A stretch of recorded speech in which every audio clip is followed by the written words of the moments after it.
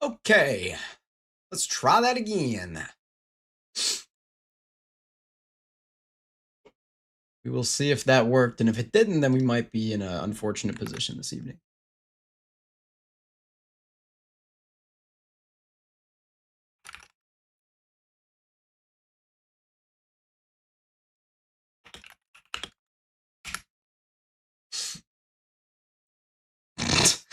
Oh man, that might have not fixed our issue. I'm having some internet issues here, Ben, to answer your question. And I don't know, we just rebooted the entire router. So I'm gonna give it a minute to settle in and see if it'll start working. But if not, I may not be able to broadcast tonight, unfortunately, because it's not watchable. I mean,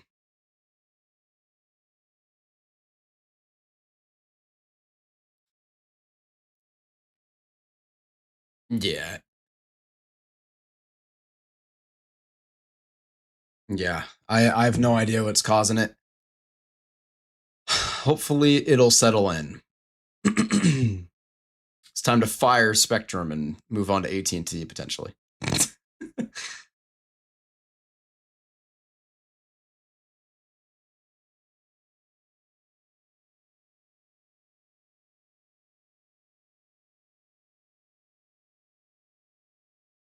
Yeah, we'll see. I would hate to not be able to broadcast tonight, man. Like, I want to be live as often as humanly possible. But I'm also not willing to, like, completely slop, you know, stuff together that isn't watchable. I don't have Starlink. I mean, I'm only going to be living here in general for like another 4 weeks anyway, because I go back to Starkville and it'll be a different internet. So it's um,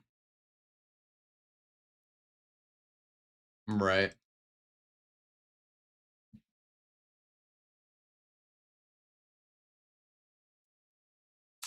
Not really, not holding steady at the moment.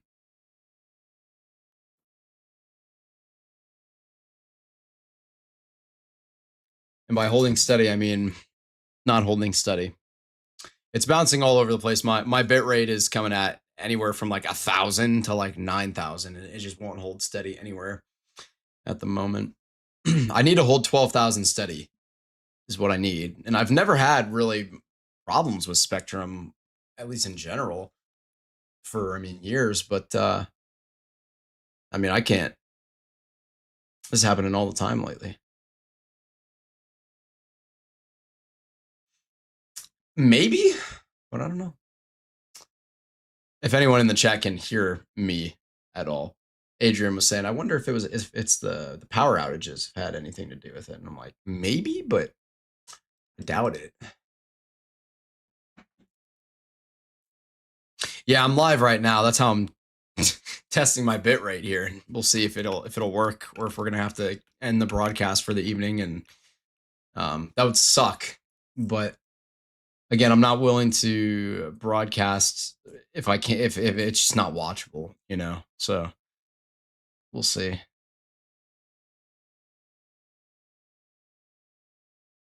My bitrate won't even stay where it's supposed to. It just randomly bounced to 40,000. Like, dude, what are we doing? Can I talk about Pennsylvania? Yeah, I'll talk about Pennsylvania really quick. Again, I apologize for the technical issues that we're having tonight. It looks like there's not really anything going on in Pennsylvania right now, as far as I can tell.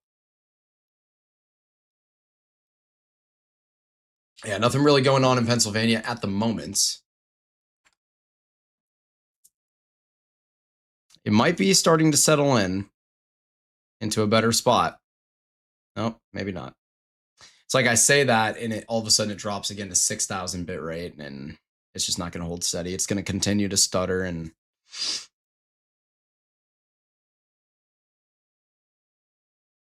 yeah.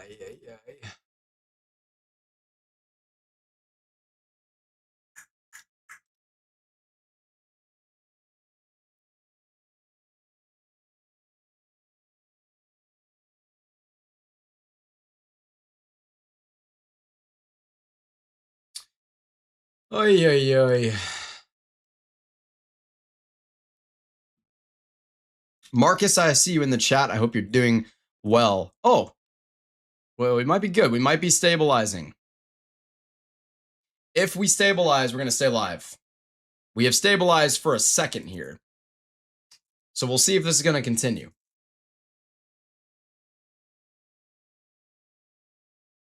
So right now we're good. Right now we're holding the bit rate we're supposed to.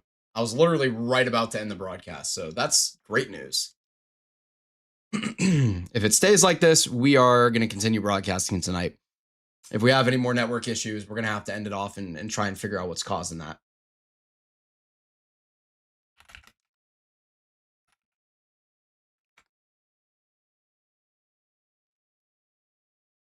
All right. In the meantime, we're going to jump back over to South Dakota here, where we do have our first severe thunderstorm warning in a little while anyway, has been put in place for Campbell, Corson, and Walworth counties in South Dakota.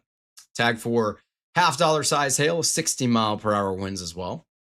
Tornado Chaser Solo in the chat. Hello. Shelby, I see you in Pennsylvania. Yeah, nothing really expected in Pennsylvania at all today.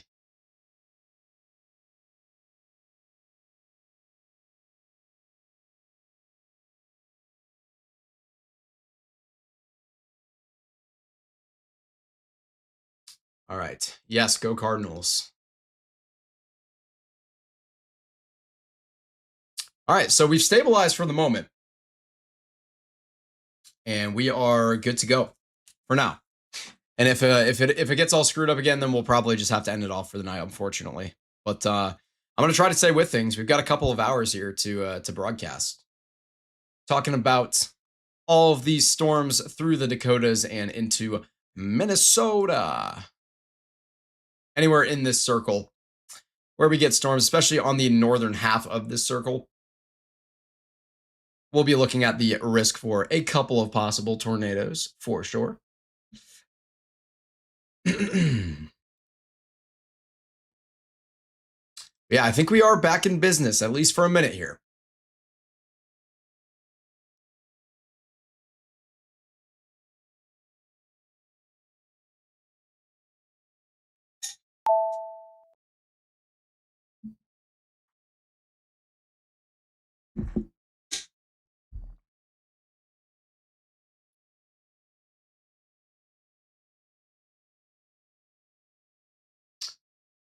All right.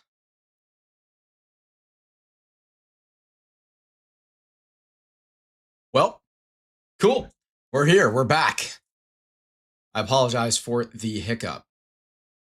And I really hope it's going to stay this way and work for us here. But yeah, we do have a considerable severe thunderstorm warning in place for Upton right now here in Wyoming. This is going to be out in Crook and Weston counties for 2-inch hail, 60-mile-per-hour winds. We can take a look at that hail core and just see what it looks like.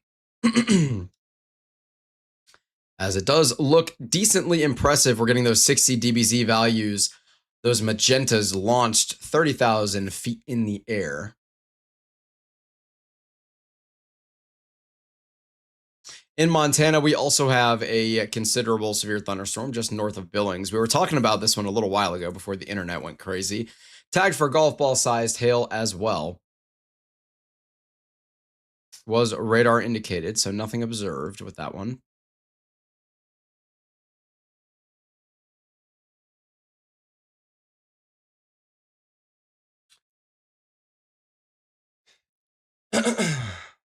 Oh boy. We may be losing it again, internet-wise. We're good. I saw it drop for a second. We had a couple of drop frames there, but we're steady again now, at least for the moments. And I'm really hoping it's going to stay that way for us. So, again, if it doesn't, we will have to end the broadcast, but we're going to try and stay for sure here to the best of our ability. Typhoon Bavi is really strong now. That is what I've heard. It's category 5 super typhoon is what I keep seeing all over the place. I'll be honest, I haven't followed it super in depth.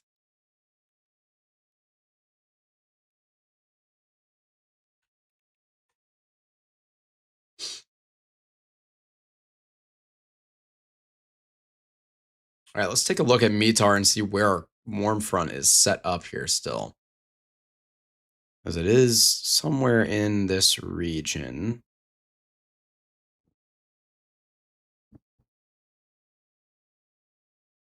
Yeah, something like that. Hey, why is it called Yellowstone County if it's nowhere near the volcano? I have absolutely no idea on that one. You might have to ask our good friend Google on that one. So here's where our warm front is. That's the line that you're seeing here in white. So this warm front is going to be the primary driving factor for any possible tornadic development with these storms. So the further it pushes north, the more likely we are to have a couple of tornadoes from tonight's severe weather.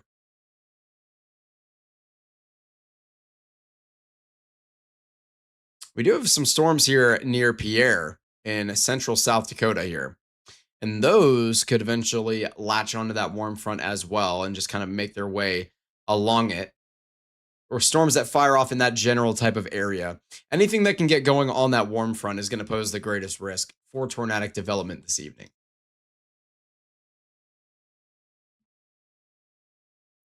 Yeah, what's up?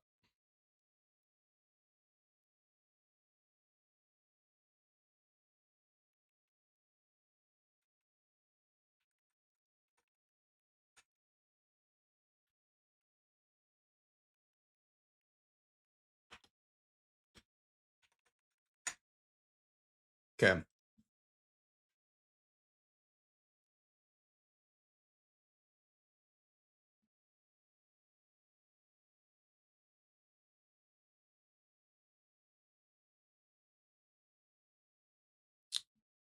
Yeah.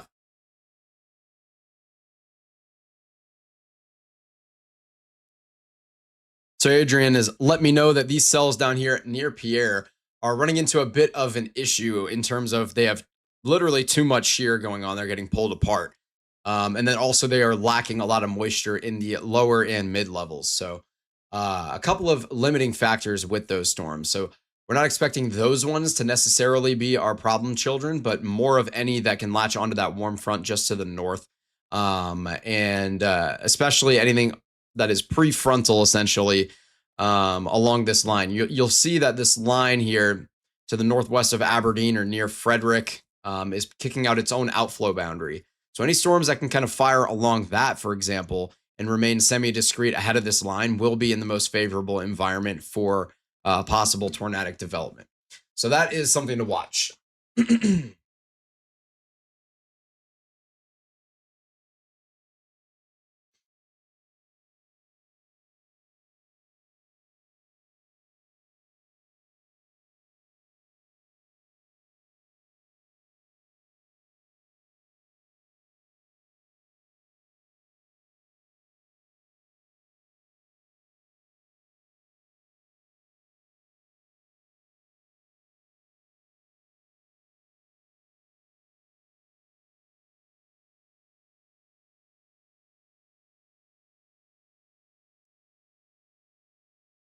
There's not a lot of rain with those storms down there, Logan is saying. I assume you're talking about near Pierre. And that's kind of what Adrian is alluding to. With the lack of moisture, a lot of evaporation taking place as that precipitation falls towards the surface. I bet that Wyoming storm is pretty impersonal. I bet it is too. Just a nice little pole storm just set up right here all by itself. A little bit of interference to its south, but also a little bit of contamination here. Look at that hail spike too.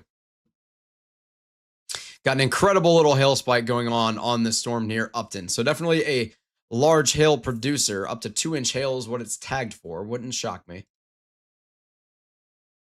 And it's kind of parked right near Upton.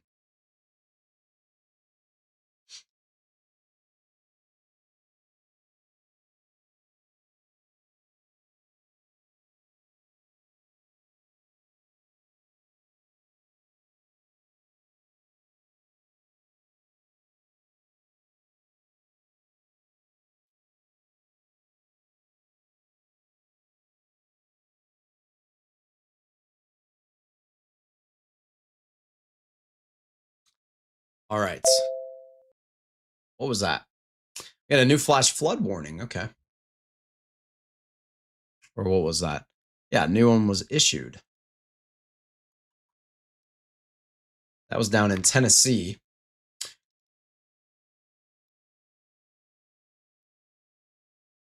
So we have a new flash flood warning that's been put in place here for Hartford and Naw and near Pittman Center, right near the border of North Virginia here. As this area has seen, let's see, between 1 to 3 inches of rain already, with up to 1 to 3 inches more possible. So a lot of rainfall in that area. And again, we are kind of just in this limbo period right now, this kind of awkward waiting phase where we're just waiting for storms to get active here near the Dakotas. Do we still think that'll be extended to, or do we think that'll be extended to North Carolina? That flash flood warning, it might be probably, perhaps just a little bit on the other side of the border in North Carolina, but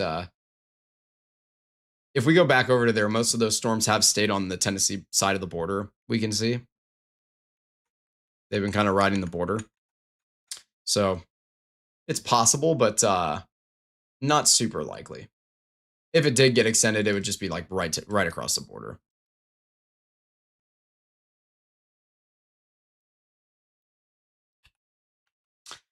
I will say our storm out here near Mobridge in South Dakota is probably looking the most concerning on the map right this second. Logan saying for him, a couple of days ago, we got 3 to 4 inches of rain per hour. That is a monstrous amount of rain.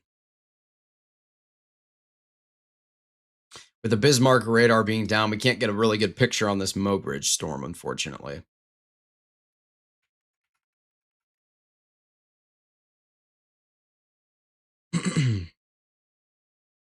You think the North Carolina storms are going to barely bypass you? Well, I will say you got to be careful what you wish for, because I wanted storms too, and then on the 4th of July, we lost power for like 6 hours. So you always got to be careful what you wish for.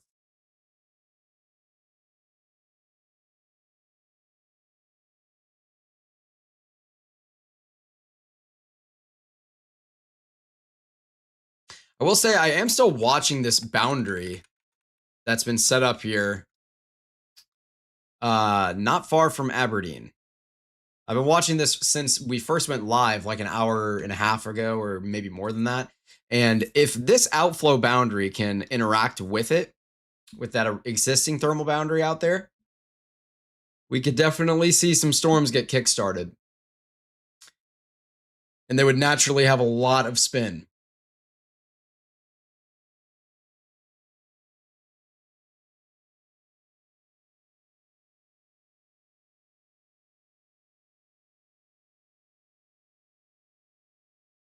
My neighbor has a garden and it's doing a rough right now and really needs water. And that's fair enough. That is more than fair enough. The Carolinas have been in quite the drought.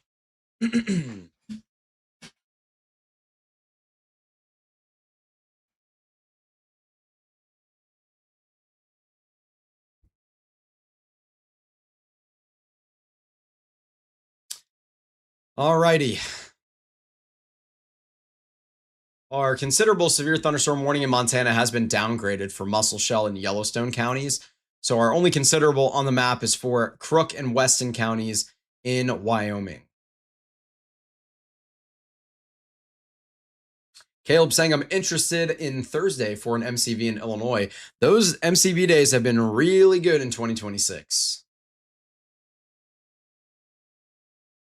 Really, really good in terms of producing severe weather, not in terms of for the people in those areas.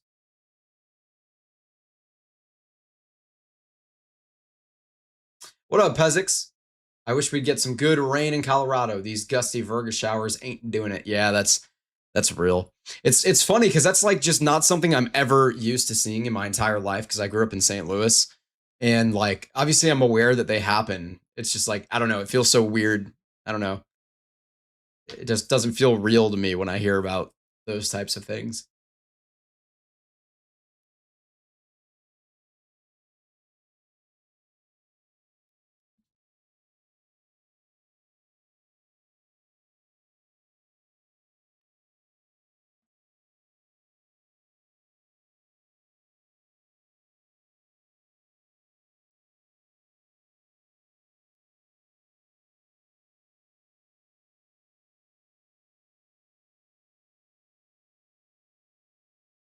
Alrighty. Pezik saying, I'm doing amazing, and now that the USA has lost in the World Cup. Why would you say that?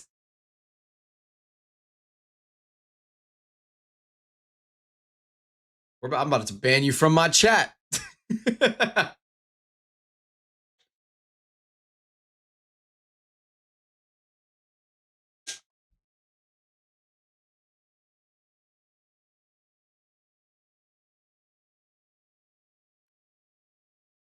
So it looks like we do maybe have just a little bit of very weak rotation at around 10,000 feet just west of Mobridge here.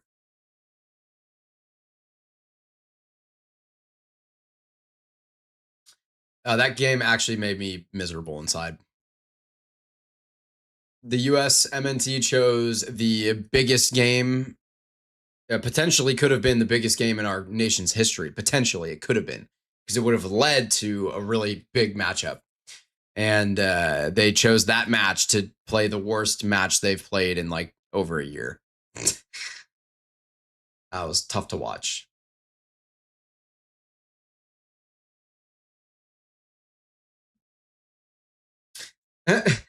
Jessica saying that's how I feel when I go out east and see everything being green and seeing standing water in some places. Yeah, that's fair. That is fair.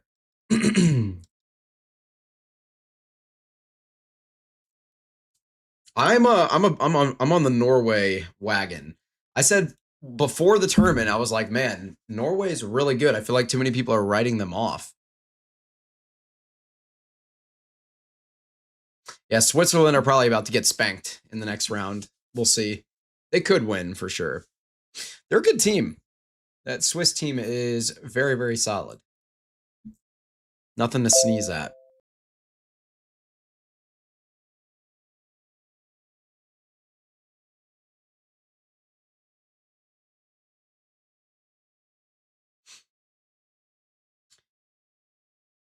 We did. Oh, never mind.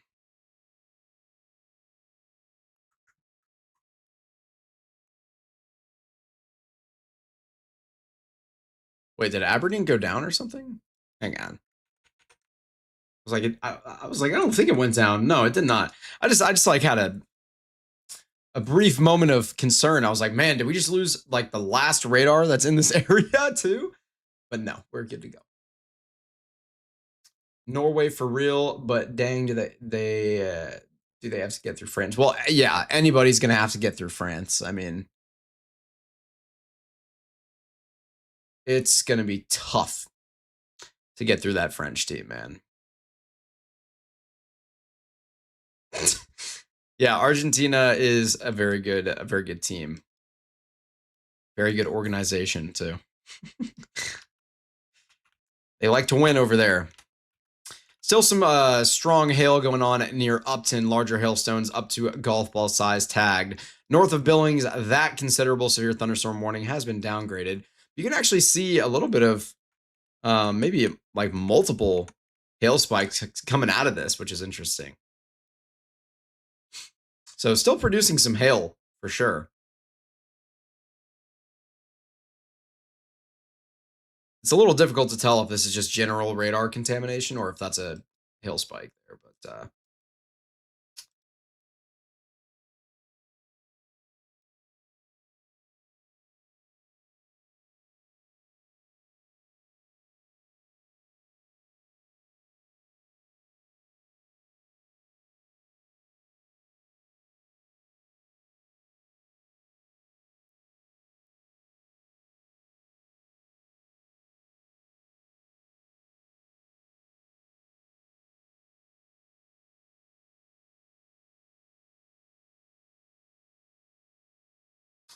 alrighty. How do I change this to be like, oh, that works. Yeah, this is cool. I can show this really quick. What do I need? Download. Okay. Bang! We do have a new photo coming in from Kaysen here, where we have just a couple of cumulus towers that are building. So that's very nice. Some nice clouds to look at. You can just see the updraft itself. It's always really cool when you get those really mini type of systems where you can just see all of the details that are going on in there. They're always really, really nice to look at. Appreciate you sending that in.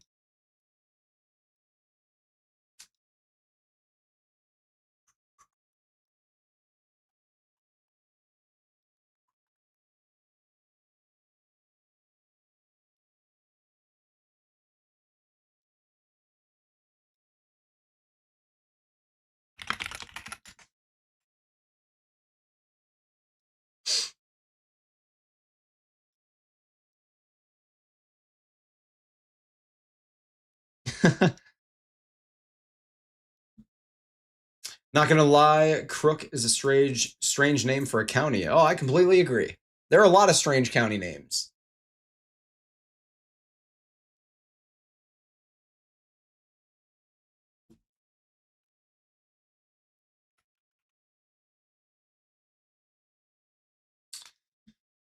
Again, nothing on the map that's particularly looking concerning to me in any way.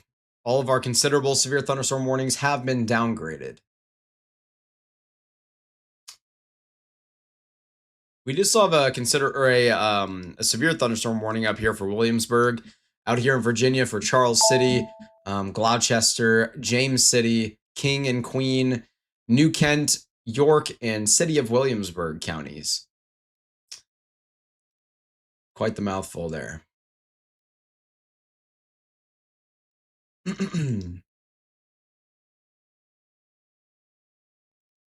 But of course, in South Dakota is going to be our primary concern for the entire evening and into western Minnesota as well. We are watching. Oh, okay. I need to restart my pen tool. I guess it broke.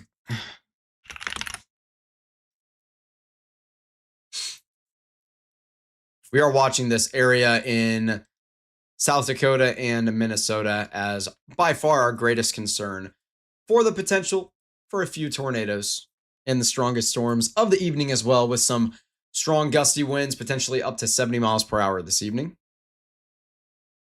We're going to continue to stay with things for probably another 2 hours here tonight. We're not going to be staying on late as I have to get up really early tomorrow morning to put out a forecast video. And then we will be broadcasting again tomorrow night.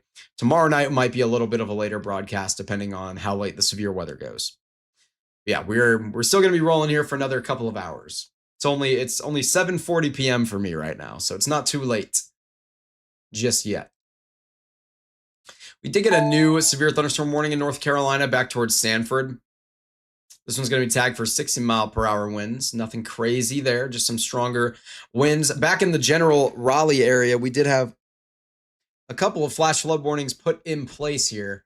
We have Wake, Chatham, Durham, Orange, Cumberland, Sampson. All of those counties out here in North Carolina are within flash flood warning. So that's going to be these 3 different polygons you're seeing on the map within this white circle.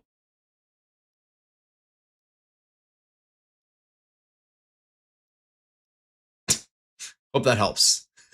My incredible artistic skills of drawing a circle and writing 3 numbers.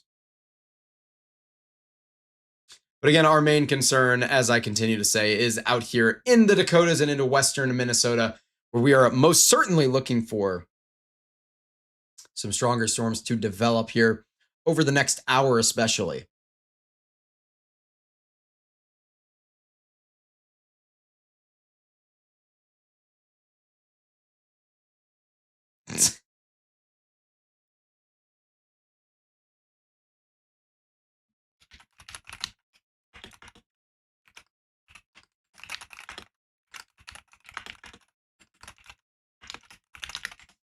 Alrighty.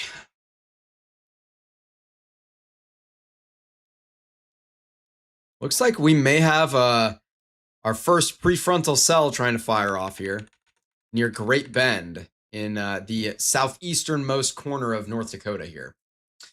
So this could be our first problem child of the evening, to be determined. Unfortunately, we can't get a great picture on it. I mean, everything out here is just in radar holes, unfortunately.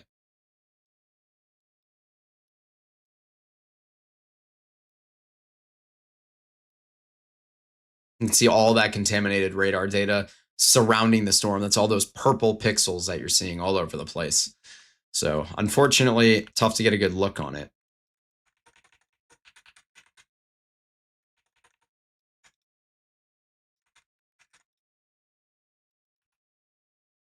Whoa. There's no way that's right.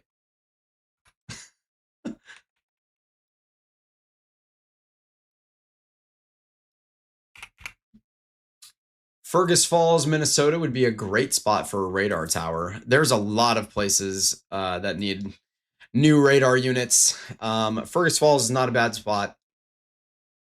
Maybe, I don't know. Fergus Falls is definitely not a bad spot. Something like Long Prairie out here, maybe, or an area like Morris could be good. Fergus Falls is probably the most ideal spot, I think.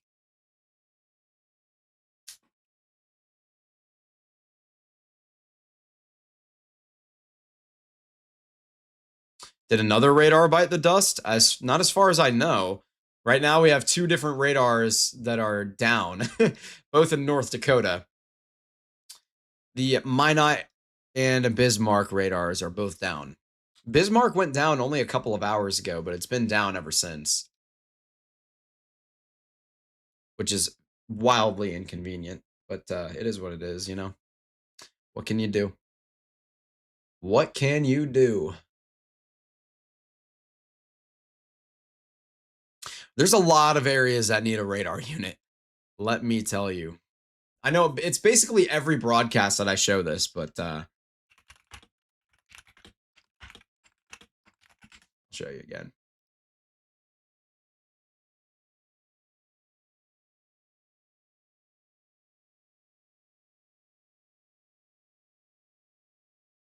Here's this image from NOAA,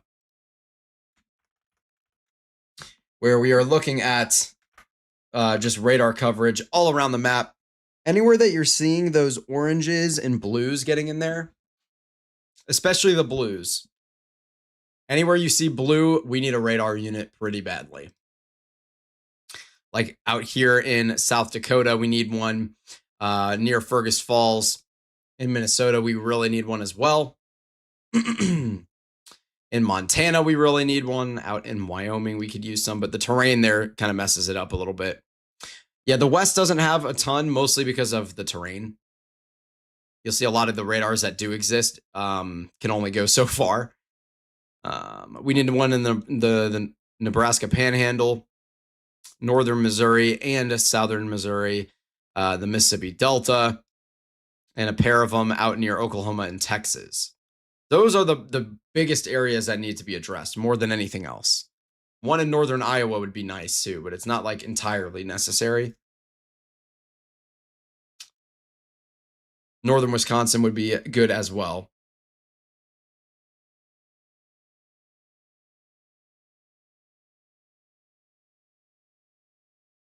But yeah, all of these magenta dots are really areas where we need radar units very badly. Some of them are not quite as problematic as others, of course, but we really need more radar units. Unfortunately, they're really expensive to build, and the main issue is maintenance. All right, back to the actual weather. But that's one of the limiting factors with meteorology, though.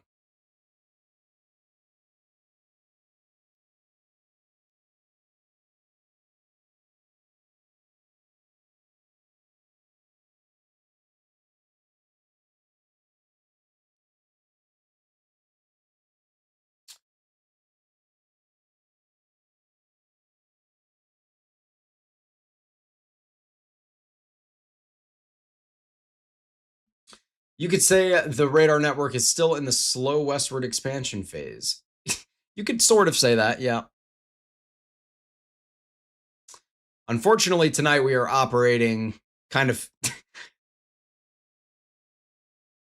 Woo! Had a yawn overtake me for some reason. We're kind of operating near a radar hole, not exactly within one, as the Aberdeen radar is going to give us pretty solid coverage from our main area of concern. But definitely a little bit of a radar hole action going on up in this region, in that white circle there.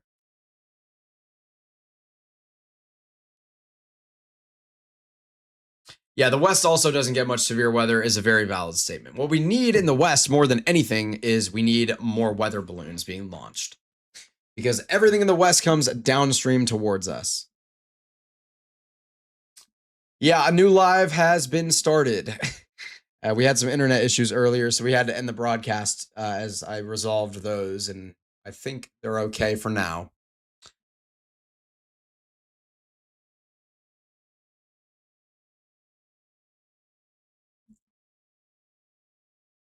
Yeah, go ahead, Adrian.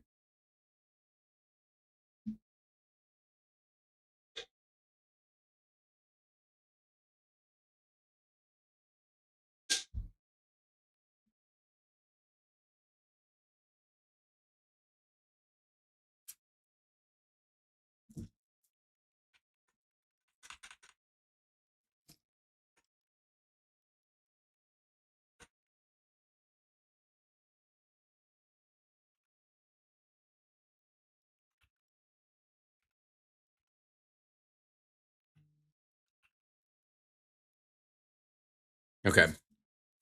I am definitely going to continue to keep an eye on those then.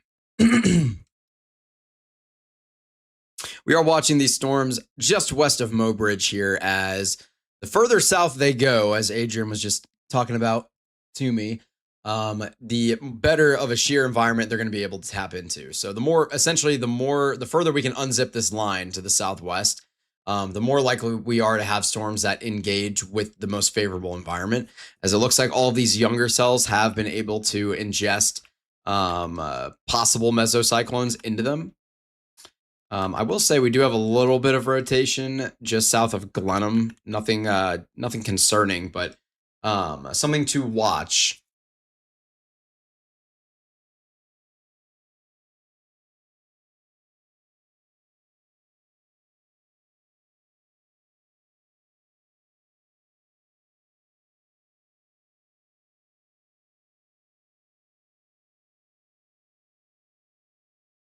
Yeah,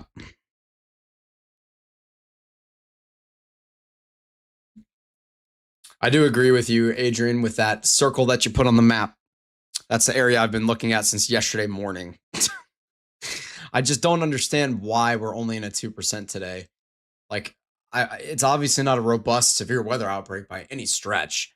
But I feel like a 5% would have made a lot of sense given all the parameters in place that align and look pretty solid for some possible tornadoes here. As we roll through in time, of course, we are just inching up on 8 p.m. We are looking at the next hour and a half to be our primary region or time period, I should say, where we could see a couple of tornadoes. Even 10% isn't all that high. It's when you get to 15 that is crazy high. Yeah, I mean, if you think about statistically what a 15% risk suggests, it's that 1 in 7 events, or a 15% confidence, I should say. A 15% confidence interval suggests that 1 in 7 events will verify the way that you expect them to, which is still really low confidence. Like, we use really low numbers in our severe weather outlooks from a statistical perspective. It's more of like a, I don't know, public interpretation thing than it is anything else, I think. Because statistically, obviously, it doesn't make that much sense. Sometimes. There are a lot of times where a 2% risk makes sense, and if 15% makes sense, of course, but oftentimes those numbers would be higher or would make sense to me if they were higher.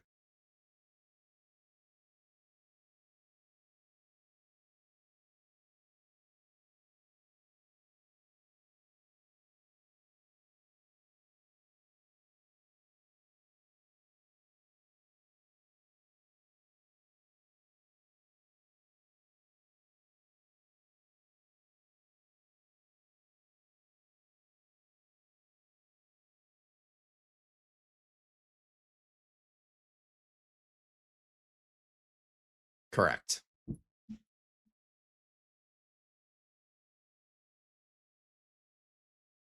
Yeah. No, yeah, no, yeah, it's a complicated. So what Adrian is just talking about with me here is the idea of any polygons that are drawn on the map in terms of the, or not polygons, the outlooks that are drawn on the map. Essentially, if you're looking at a giant, let's say this was a 10% risk region, what that means that at any given point within this circle, literally any point, I could click anywhere here and make any point in this circle. There's a 10% chance of having a tornado within 25 miles of that point. So that is the something that the public a lot of times doesn't understand. And it's, in my opinion, a really foolish way to convey the information because it's really confusing. Like, the science is already confusing enough, and most people lack an understanding of science over anything else, any other subject that exists. So why are we overcomplicating? But this has been an ongoing issue where the scientists of the world try to communicate with the public. That's a tale as old as time.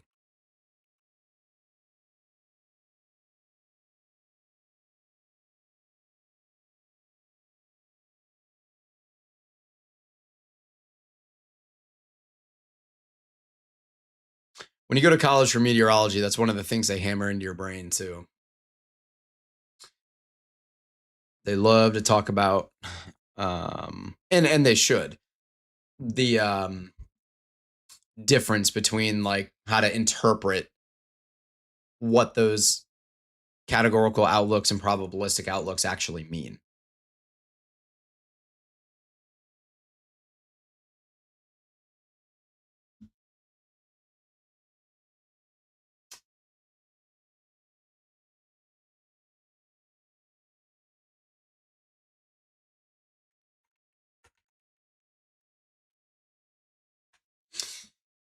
All these boundaries, man, they just keep like flowing around all around Aberdeen. We're seeing that gap getting closed here, where areas like maybe Chelsea or Millet could easily see coming together here with these two different boundaries somewhere in that region. And we could definitely see a supercell fire off in that environment as those outflow boundaries collide. That has a lot of ingested vorticity at the low levels. And that could be definitely dangerous for a tornado perspective. Something to watch. Something to watch. Again, our primary area of concern for this evening is really in this area. That's where we're going to be looking at the greatest probability where we could see a couple of tornadoes or supercells capable of producing tornadoes. Yeah, the new SIG system is, I personally like don't hate it, but it is very complicated inherently as well.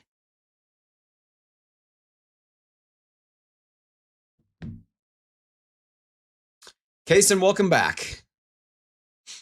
Our severe thunderstorm, by the way, in South Dakota was lifted. We literally only have severe thunderstorm warnings right now for North Carolina and Montana.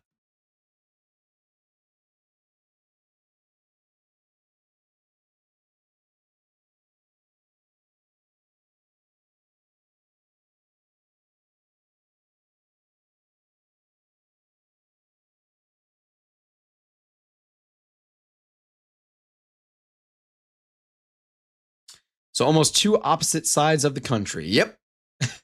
Montana, this is from Muscle County.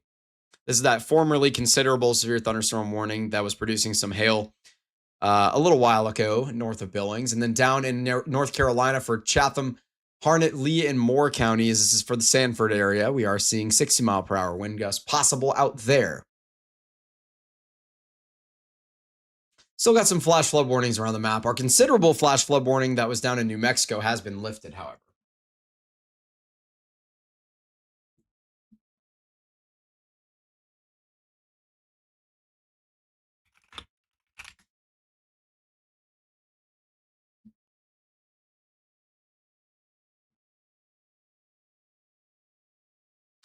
I got to make my way back up to where we're actually worried about for today.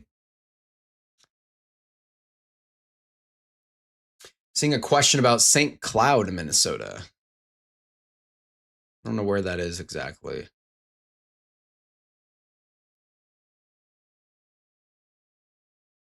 going to find it.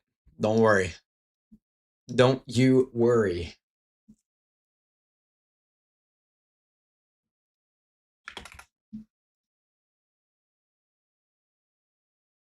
Okay.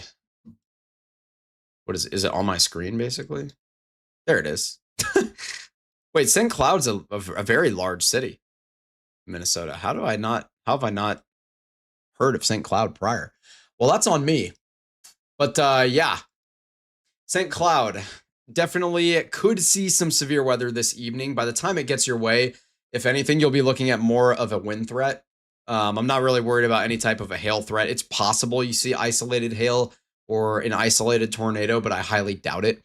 My main area of concern for hail and tornadoes the rest of this evening is going to be in this area of the map.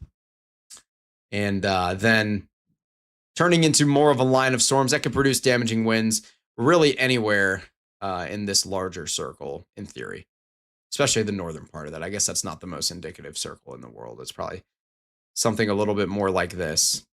It probably won't make it as far as the Twin Cities in terms of the damaging wind threat, but it could. It most certainly could. Never want to rule it out.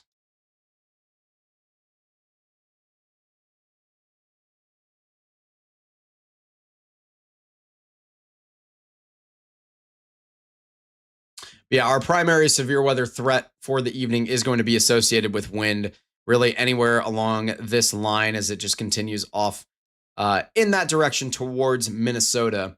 And then again, that greatest tornado risk is going to be really throughout here. Kind of near the tri-state region of the Dakotas and Minnesota, especially just south of the border into South Dakota. Please explain the Sherman, Texas hate in the Discord. Is it some sort of inside joke? Yeah, I don't know exactly what it was. It was Lorian and Taylor were on a storm chase out there and did not enjoy Sherman, Texas. I forget exactly what happened. I think they went there and chose to go to Sherman, Texas instead of somewhere else. And so they missed all the storms that day.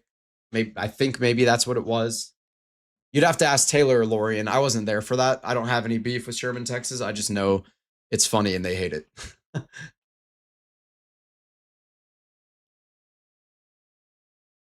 Hopefully that helps. Spring came early this year and it just didn't want to leave, but summer is here now and I'm loving it. Well, for me, I don't love the heat. I am not not a fan of the heat. It has been pretty nice out at times though. Great pool weather, great lake weather. Those areas flood so easily because they have so many wildfires and then get burn scars. I don't know exactly what areas you are talking about. I'm assuming out in like maybe the Carolinas where we have those flash flood warnings in place, but I don't know exactly what you're referring to. Then we have people making everybody McKinney is dead jokes. Yeah. Yep.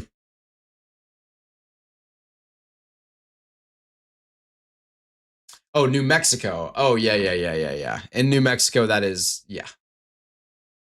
They get flash floods all the time out there. This stick to your skin heat and humidity is never fun. I completely agree. I am a big non-enjoyer of that type of stuff. I don't like that weather at all. I like it to be in the mid 60s. Mid 60s, sunny with a light breeze. That's what I want in my life.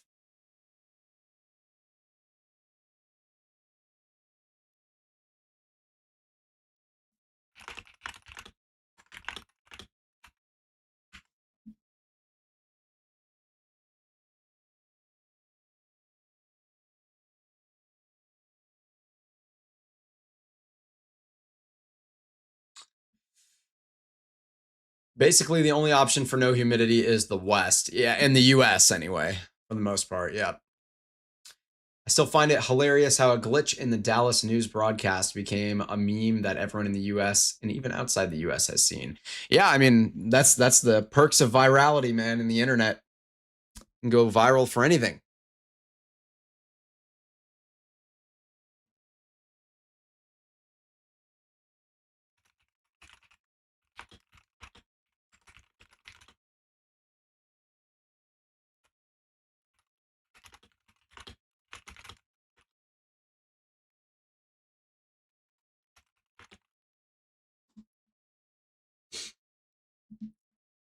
Good thing the temperature was not actually 101,105 degrees. I completely agree. If it was, that would be unfortunate. Everyone would have been dead in McKinney.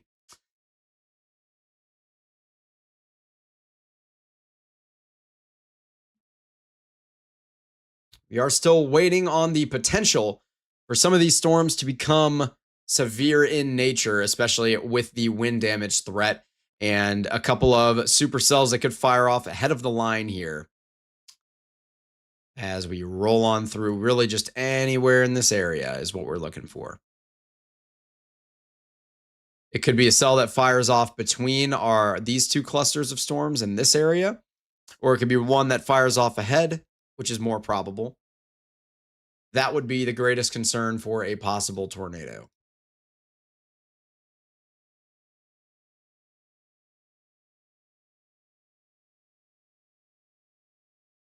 Yeah, everybody knows the McKinney meme.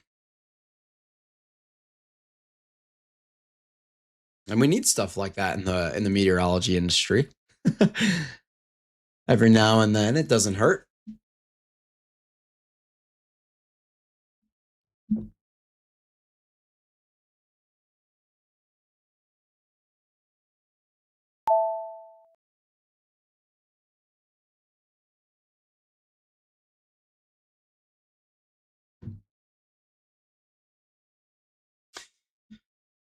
I'm really glad that things kind of fizzled out and chilled for us this evening here.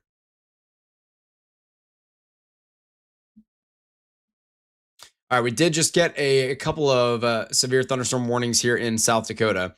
We got one down in the southwest of South Dakota where we've got some hail, half-dollar size hail, 60-mile-per-hour winds near Edgemont and Prove towards Smithwick and Ulrichs. This is down here near the Badlands. Anyway.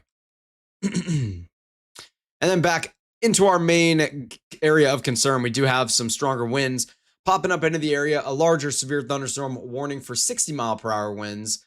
This is going to be for Brown, Day, and Marshall counties. So we are getting into that mode here pretty soon. We are watching these two different thermal boundaries, or well, one's an outflow boundary and one's a residual thermal boundary, just inching towards one another. And as soon as they collide, we could see multiple storms fire off that would have enhanced vorticity in the low levels, enhanced spin, and that could lead to the potential for some quickly developing tornadic supercells. So that is something we're going to watch very, very closely here. That mesoscale magic, as they call it. And by they, I mean we, as meteorologists.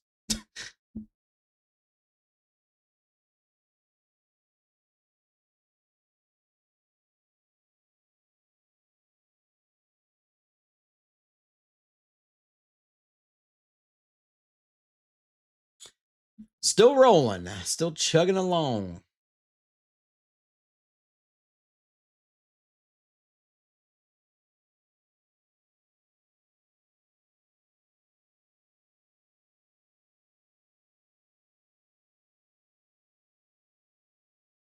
Said meme will be on 3 of the 21st. Will be 3 on the oh. It'll have happened 3 years ago. I gotcha. Yep. It kind of feels like it's older than that, to be honest with you. It feels like it's a lot older than that. That's wild. Very wild. Said in a very, very poorly done Scottish accent. Since we're sitting here looking at the Aberdeen radar.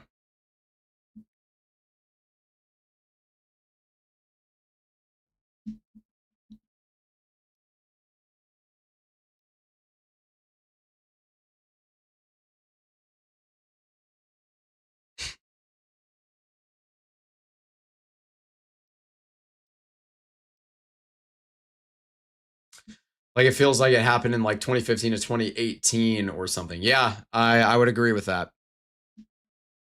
I would definitely agree with that. I am so incredibly intrigued to see what happens with when these two outflow boundaries collide. I know I've been sitting here looking at this for quite some time now, but like, man, we are not far from it happening.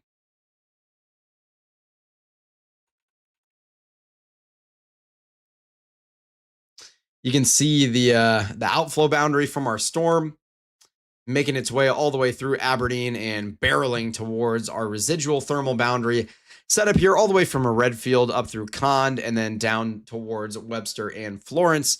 There's our outflow boundary. That's a really bad line. It's more something like that. Well, something along these lines. That gap, and especially the southern part of that gap, this is the area I'm looking at the most closely right now. So to be determined. The 5 stack says, "Hey, weather boy, what up, Mason?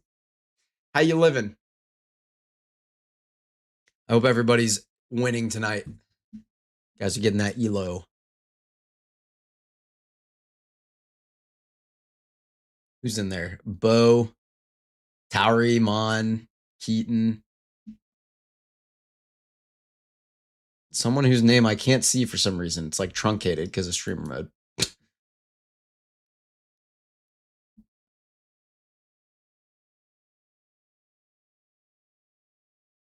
I hear Aberdeen and think of Mississippi. Yeah, there's an Aberdeen in Mississippi too.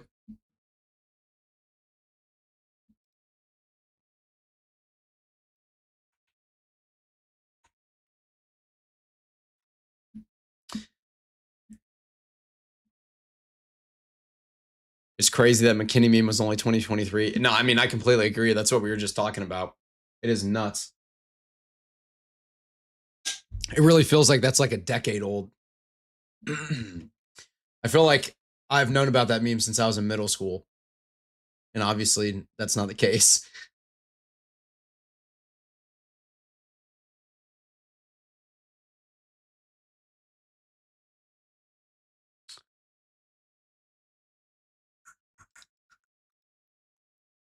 All right, let's check in on our hail producer down here in southwestern South Dakota, where we do have that $half size hail, 60-mile-per-hour winds tagged in there as well. You can see that hail core is looking pretty towering as we are seeing 60 dBz values, those magentas being lofted 30,000 feet in the air. So definitely a powerful updraft here. We do have a hail spike now on the latest radar scan. Actually, we kind of had one a couple scans ago before that as well. But we do have a 3-body scatter hail spike in place. And now we've been upgraded to a considerable severe thunderstorm warning. So now it's tagged for golf ball sized hail. And I was literally just about to say it wouldn't shock me to see this upgraded to a considerable. And now it is. Same hail core, same volumetric scan we had a moment ago. We don't have the latest scan yet, but a powerful storm here in southwestern South Dakota, producing up to golf ball sized hail, 60-mile-per-hour winds as well. For Fall River County, up in Walworth County, we did just get another severe thunderstorm warning as well. That is going to be for this storm out here near, what is that, Selby? Yeah, Selby and Java, headed towards Bodle. It wouldn't shock me to see a tornado possible tagged, but it really doesn't need one. It doesn't have one. As it does have a little bit of inflow going into it. We can turn on METAR here and take a look at that. As what you'll see is that a lot of these surface winds south of the warm front, of course, are coming up pretty strong here. It looks like our warm front has made it a little bit further north than when I looked earlier, as it looks like that's where we're at now. So any of these storms that interact with this white line where that warm front is, and keep in mind we have these two converging boundaries here as well. So this is definitely my number one area of concern on the map right this minute. Anywhere along this region, that is going to be my number one concern.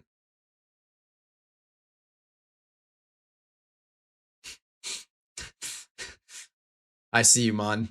How you doing, Mon?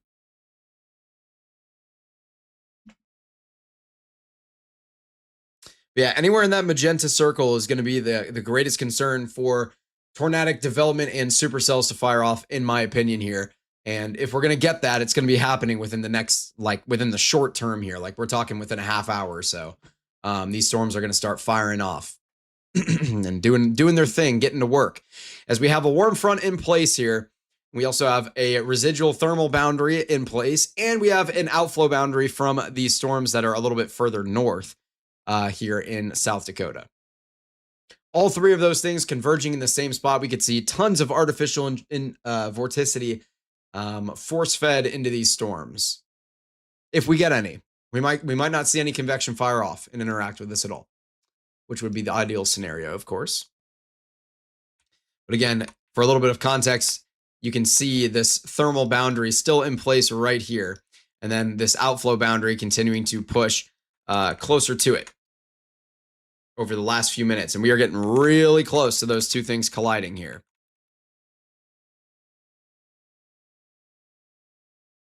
And of course, our warm front is literally draped right through the middle of that as well.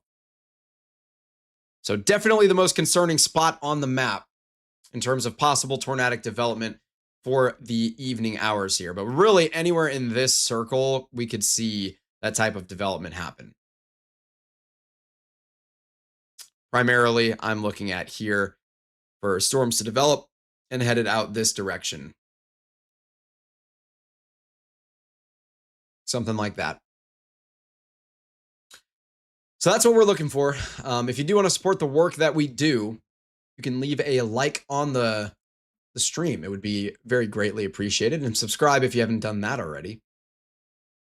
It's always extremely appreciated, but not necessary. It's a shame it's a morning event for me, but it's fine, I guess. I still appreciate you.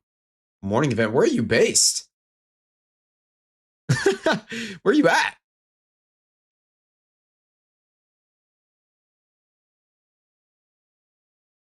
We did just get a new flash flood warning for Meigs and Rhea counties in Tennessee.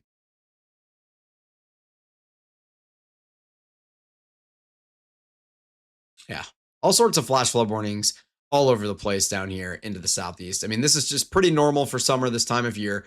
Things are somewhat dry, and then you have all of these back to back to back days of these air mass thunderstorms when that heat really starts to become too overwhelming as you get all that moisture return from the Gulf of Mexico as well. You're from the northern Wisconsin Three Lakes. Wait, morning time? What do you mean? In Wisconsin, it's 8:16 p.m. Or in parts of Pennsylvania where it either rains nonstop or it doesn't rain at all. Yep.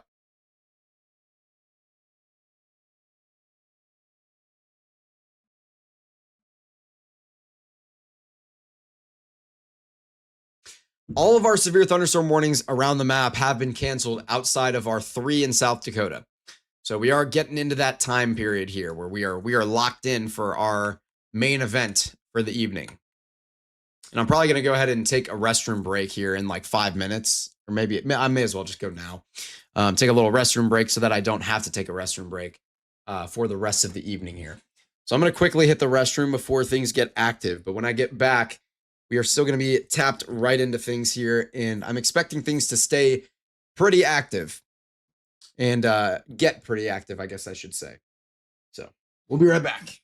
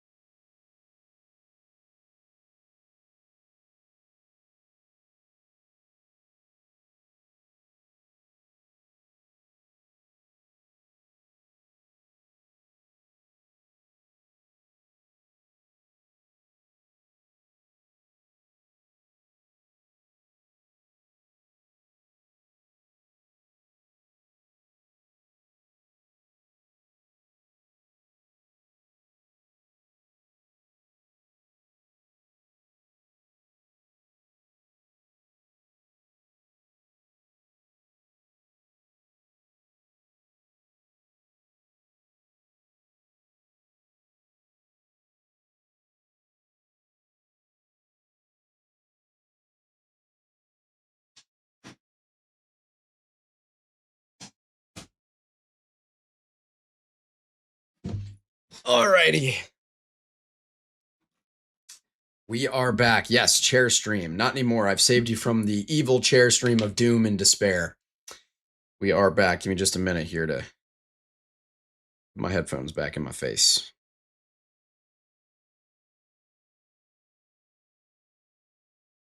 What in the world?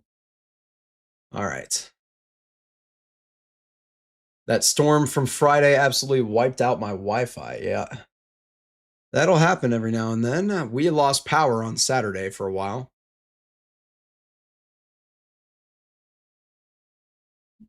Okay.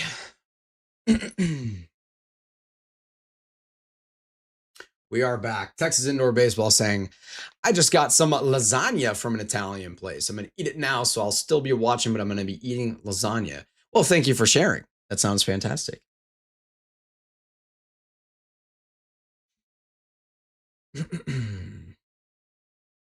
All right. So again, we are really, really close here to these two boundaries colliding. I mean, we've got like, this is the gap that we're working with here between these two boundaries at this point. So as soon as that gap gets closed down, we could see these storms begin to explode up in that area. Something to watch. The best shearing is going to be in that environment as well. And our warm front is draped somewhere in that general vicinity as well. So any storms that fire off, they're going to have a lot of instability, a lot of good shear. They're going to have that warm front to be latched onto, and they're going to ride it off towards the east. Everything is there for it. So it's definitely it's a very conditional situation, but it could be a pretty concerning one here. I haven't seen anything yet about why the Bismarck Tower is down. I have not seen anything about it either.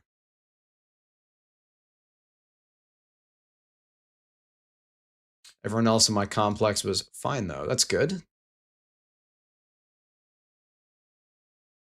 Boundary shenanigans, my beloved. Yeah, this is a very typical mesoscale magic type of moment here, where we could get a whole lot of something or a whole lot of nothing. And we are really, really, really, really close here. It is going to be, I'm literally just basically going to be sat here zoomed in on these two boundaries colliding here. And here's a little bit of a time lapse look at that.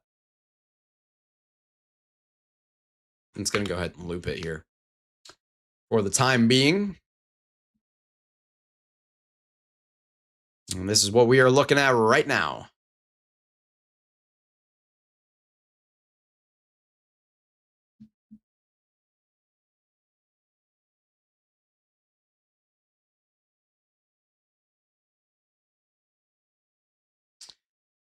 So we're going to continue to monitor this very, very closely.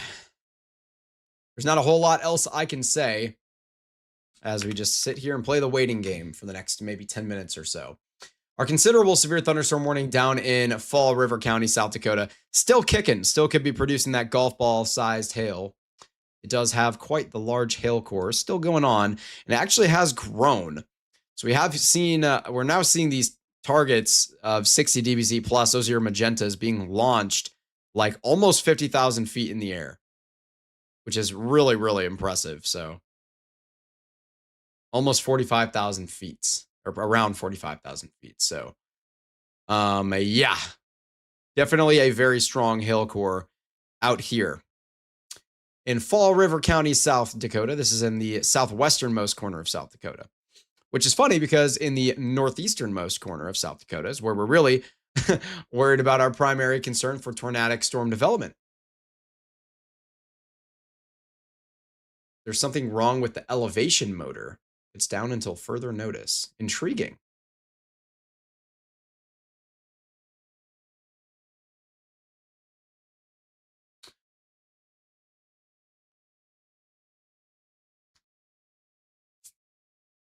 It's always good when the radar just breaks rather than it going down for some ambiguous reason, because when something just breaks, it can be repaired easily. But when the radar just goes down, sometimes you can get to those periods where you have multiple days where you don't have the radar in place. Did just get the latest scan, and that gap has gotten even closer here. We are living within the margins, really, really close. Do you think storms will carry over into Iowa? We could see some storms clip into Iowa. Most likely you'll be fine, though. I'm expecting things to mostly stay north of you.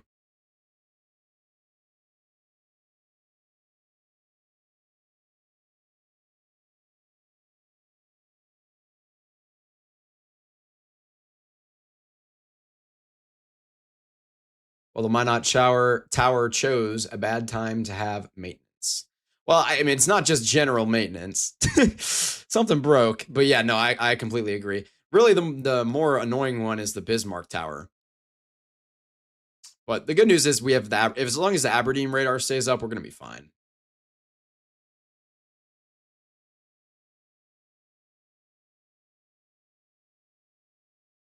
If we lose the Aberdeen radar, we're cooked. We're going to be flying blind. I mean, completely blind. But I don't think that'll happen. Knock on wood.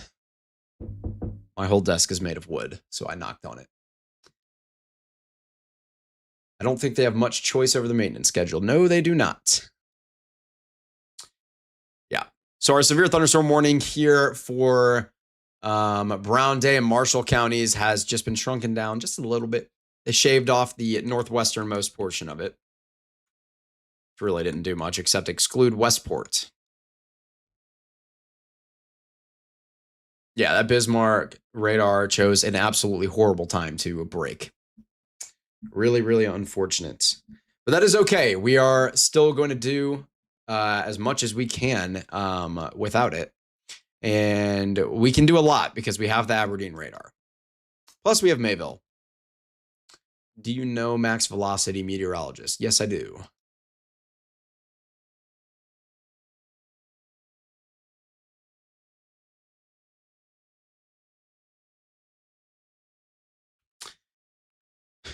All right, we are seeing some contaminated radar data out here along the highway towards Bodle. But still lots of storms continuing to train out to the west here.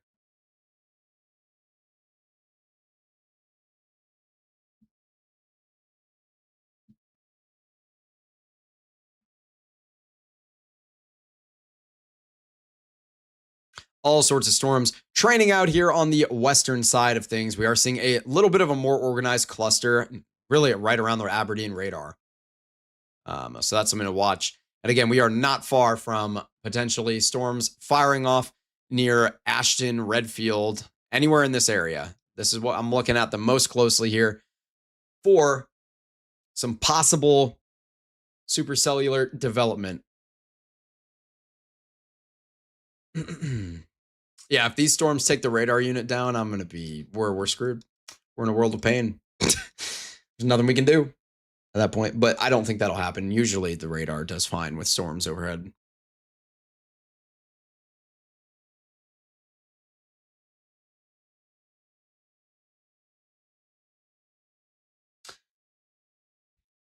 I appreciate that. Fish and Shice. Thank you very much.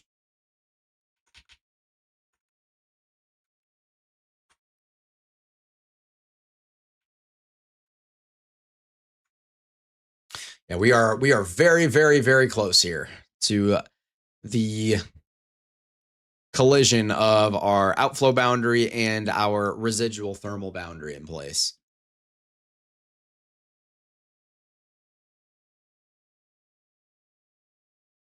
Turn on METAR. Okay. Take a look at METAR.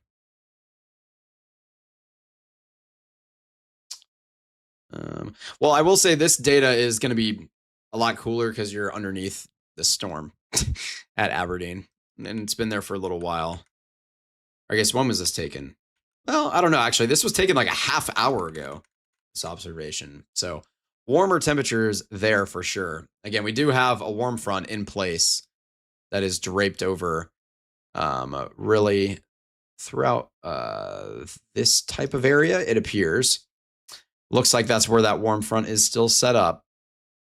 And then you have these two residual boundaries there as well, or an outflow boundary and then that residual thermal boundary, which is there as well. So again, that's why this is our number one area of concern right now for storms to fire off and potentially be tornadic as they would move off towards the east.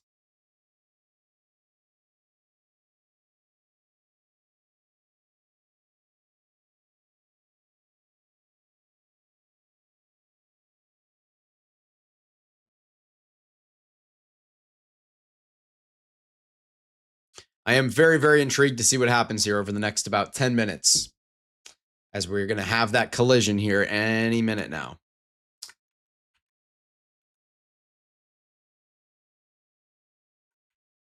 It looks like about maybe 10 minutes from now, they will collide.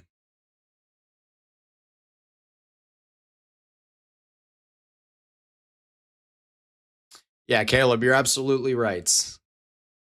A very stark temperature difference there between our cool sector and our warm sector.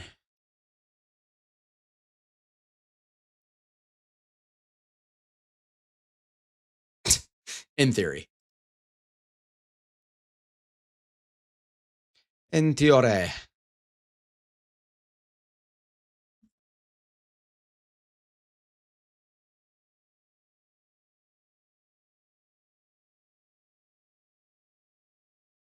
I see we've got around 60 people in the broadcast. I do appreciate everybody tuning in tonight. If you can, definitely make sure to like and subscribe if you haven't done that already. Number one way that you can support the work that we do here.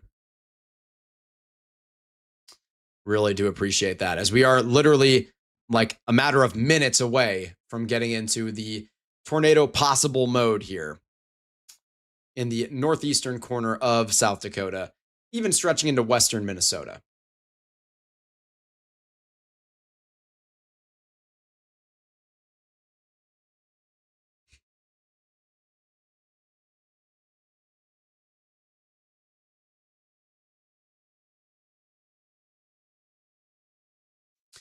Alrighty. Some of you guys may be delighted to know that I'm getting a haircut tomorrow morning. Really, really big development here at WillBrattonWx. My hair is getting a little long.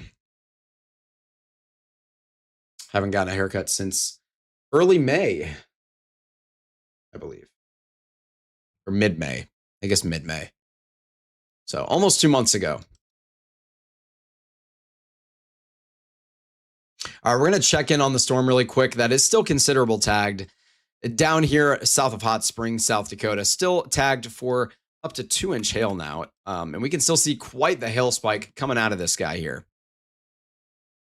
So a very, very large 3-body scatter hail spike coming out of our supercell, or not really supercell. Actually, it does have a little bit of rotation, possibly. Although I think that's more of radar contamination. Doesn't really seem like it's a supercell. But still a strong storm here, producing 60-mile-per-hour winds and 2-inch hail. It was tagged for golf ball size hail earlier. And we've looked at this hail core a handful of times, although I will say this probably is the most impressive it's looked.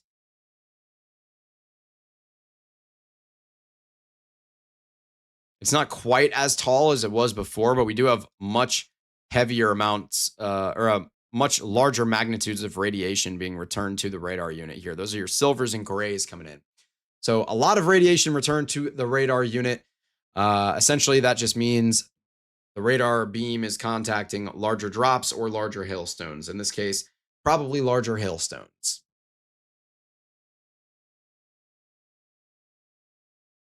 Mon saying, what style are we thinking? What do you mean by that?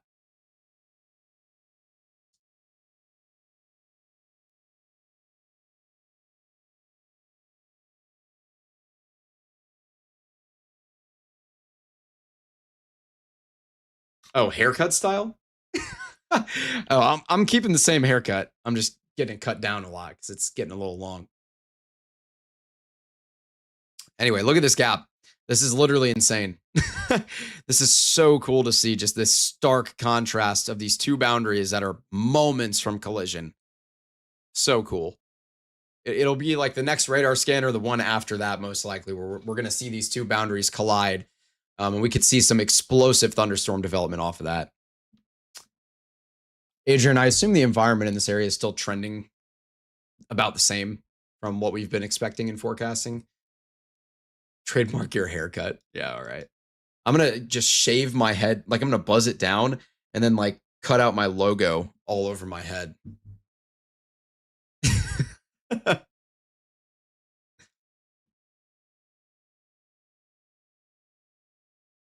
Haven't had a haircut in 5 months. My mullet's grown out. I respect a good mullet. Do you do monsoon weather analyzing too in the Southwest? We'll talk about it if it becomes like particularly relevant or concerning in our forecast videos. Probably not much in our live broadcast, but maybe.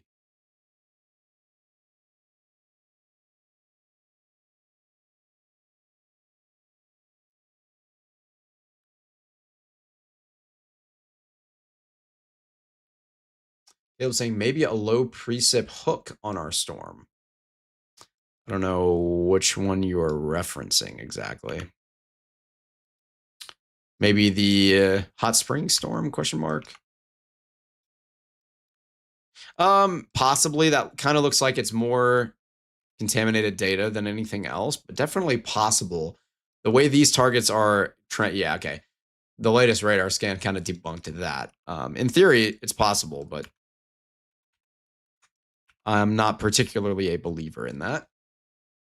Still a very large hail spike. Definitely a good hail producer. As the latest radar scan did not give us what we wanted here. We're what are we doing? These boundaries are literally face to face. It's like the Revolutionary War. I mean, the Revolutionary War and like the Civil War, where everyone was just in straight lines and just stared at each other, and everyone was like, charge. And that's what we're looking at right now. These two boundaries are just staring each other right in the face. Meanwhile, we have a warm front that's just draped right over it, which is hilarious.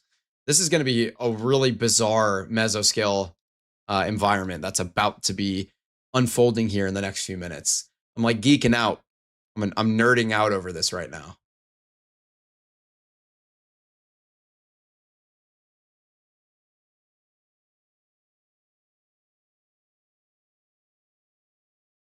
The radar site storm. That's what you're talking about.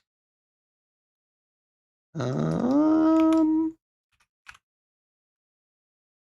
mean, I'm not seeing anything that would indicate we're seeing any kind of like a concerning hook with this storm. Although maybe right here, actually. Hang on. Well, I don't know. I kind of see maybe what you're looking at just west of Groton or Groton. Does that make it a perfect day for tornadoes if they can form? I mean, sort of. I wouldn't say perfect. It's definitely the risk for tornadic development is going to be elevated if we get any thunderstorms that pop up right here when these boundaries collide, because they'll be latching onto that warm front and just moving off to the east, and they'll be pretty discreet. So that is going to be the really my number one concern for possible tornadoes for the entirety of this evening here.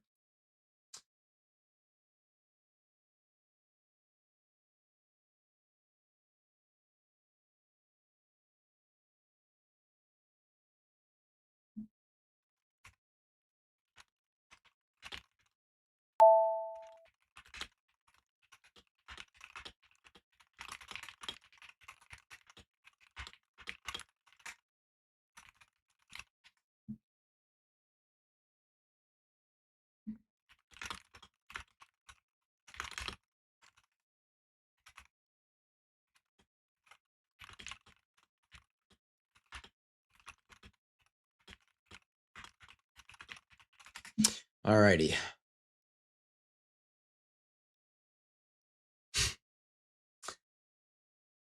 I was talking mainly towards south of Gorton, but now looks like a real hook forming on the boundary. I mean, I'm still not seeing anything that's screaming out to me like we have any kind of a hook forming anywhere. I'm assuming this is what you're talking about, but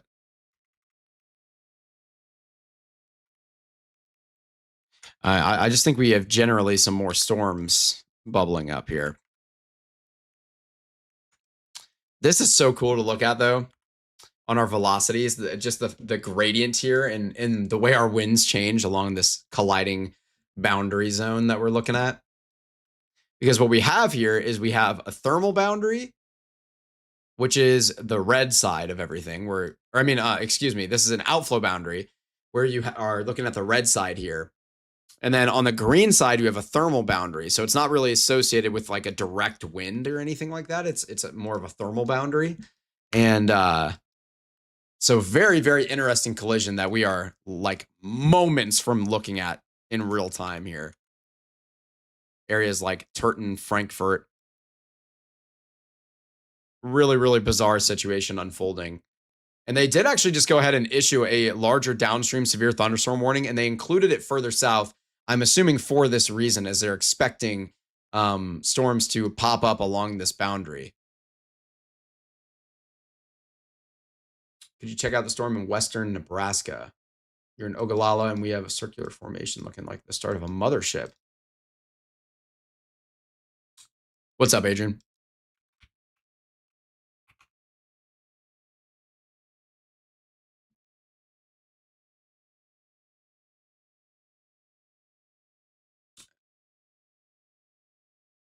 Yeah. So Adrian's just let me know that StormNet does agree with me in terms of where I'm concerned about tornadoes up here in South Dakota and into Minnesota, really just in this area where it's about a 25 to 30, I believe is what he said, percent chance that we get a tornado in there. Out near Ogallala, just some strong thunderstorms out here. Nothing looking particularly severe or like it'll reach severe thresholds, but you could definitely see a little bit of gusty wind in your area, to answer your question, Tina. Definitely could see some gusty wind, maybe a couple small hailstones, but I'm not worried about anything too significant coming your way by any means.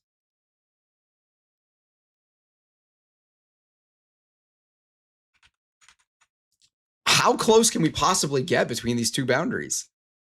Oh, no radar scan. This is actually insane. I don't know if I've ever seen anything exactly like this before. Like they've just started to collide on the furthest southwestern point.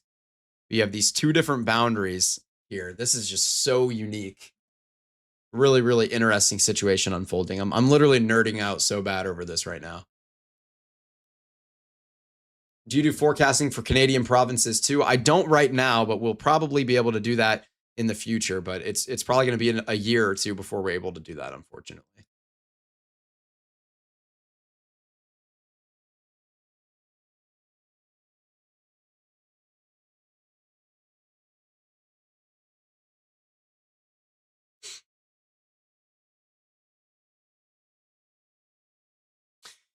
So we are at the moment of truth.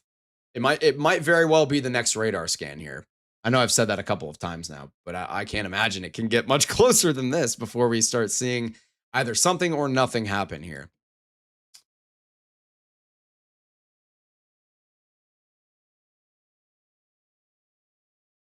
Yeah, we're about to literally see a highway head-on collision here with a thermal boundary, an outflow boundary, and a warm front, all occupying the same space. So we've got this warm front that's kind of draped through here, somewhere very roughly along that white line. Then you have this outflow boundary here. Whoops.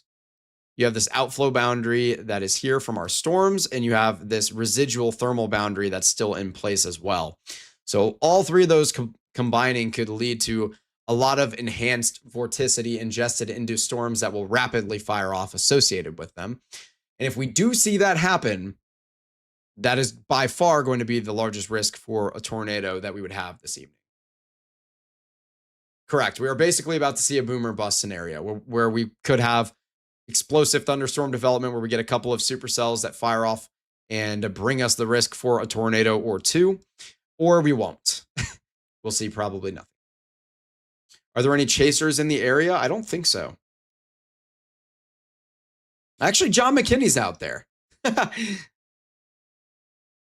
Sean Voice is actually out there also. So there are some chasers headed this direction. John McKinney is in the golden spot right now. That dude just has a nose for it, man. Edgar O'Neill is out there too. So there actually are some chasers out in the general vicinity.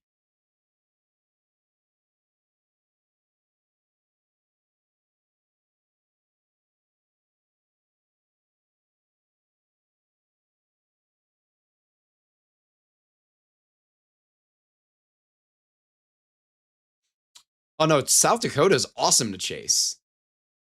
I love chasing South Dakota. It was like kind of my favorite.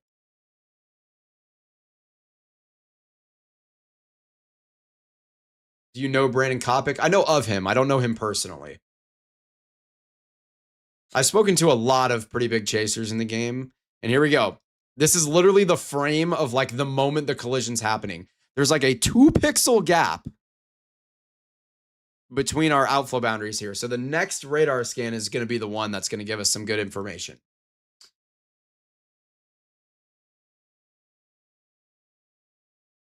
So we are on the verge here.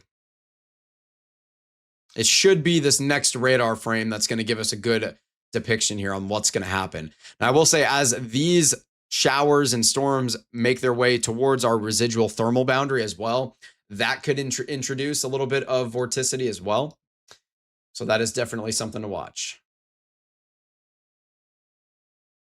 And our old severe thunderstorm warning was just lifted here.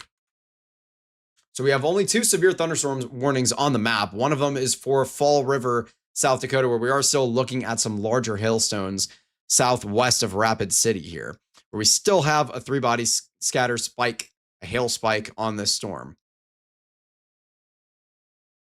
Still tagged for golf ball sized hail.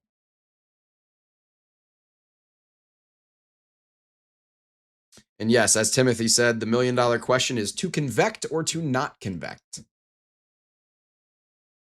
We are going to find out within a matter of minutes here.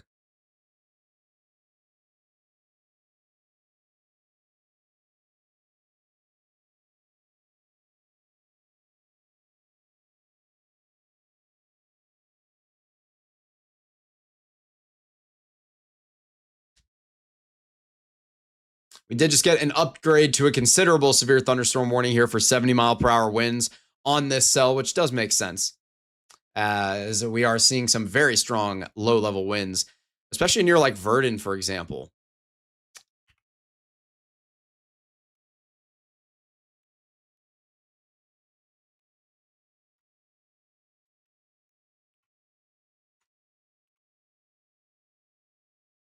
Definitely something to watch.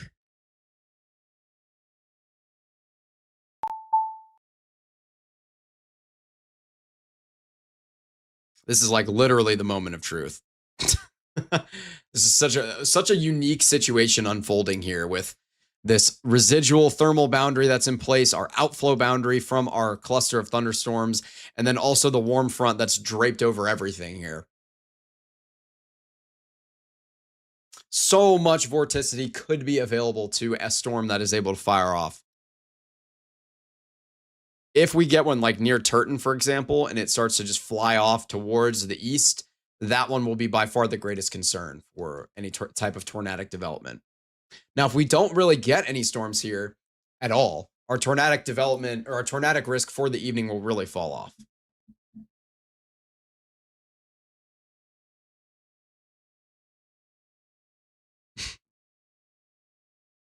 We should be getting that new radar scan like any minute here.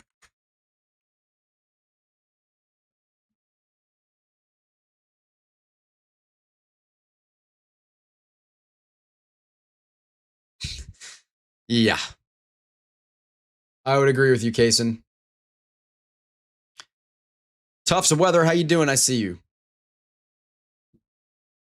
We are watching some mesoscale magic unfold in real time here with this thermal boundary, residual thermal boundary in place.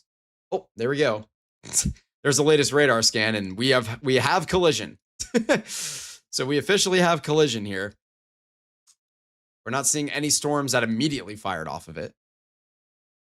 But again, we're looking at like 2,300, 2,400 feet in the air or so. 68 miles per hour registered on the main part of it. That's why it went considerable. Saying observed. We actually had the Mesonet record a wind gust of 70 miles per hour.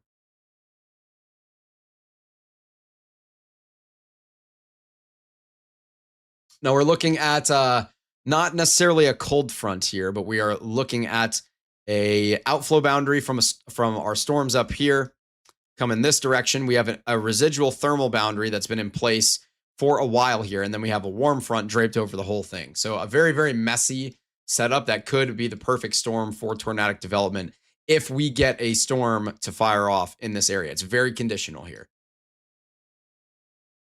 It's kind of a boom or bust almost. How long does it take for the radar to refresh? Each radar scan is usually around 3 minutes or so. I pull updates every like 10 seconds. I refresh and check for updates, but usually each radar scan to do all the different tilt angles in a full 360 degree circle can take around 3 minutes or so.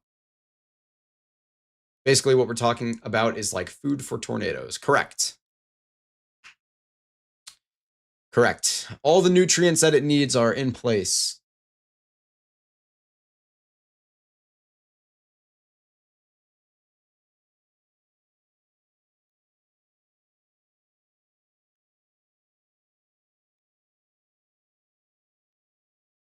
We are seeing some aliasing issues coming in here. These are your greens that you're seeing in this little square. Those are not actually correct values. What we're seeing is an aliasing issue going on because these winds are incredibly fast. And we're seeing really, really fast winds at around 1,300 feet or so. Possibly seeing winds as high as 90 miles per hour at that height. So at the surface, easily could be seeing those 70 mile per hour wind gusts.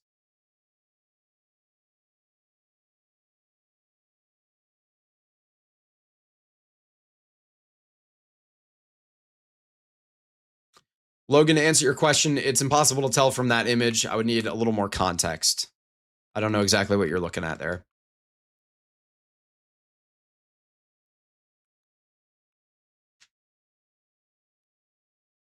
Here we go again, as if 131 miles per hour about a week ago wasn't enough for them. Yeah, South Dakota just loves their winds lately, man. And they've been getting them a lot. What's a residual thermal boundary? Okay, so essentially what we had was that boundary that looked kind of something like this, where you just had on one side of the boundary, you had colder air, and on the other side, you had warmer air. And especially dew points, too, were a little bit different on either side of that boundary.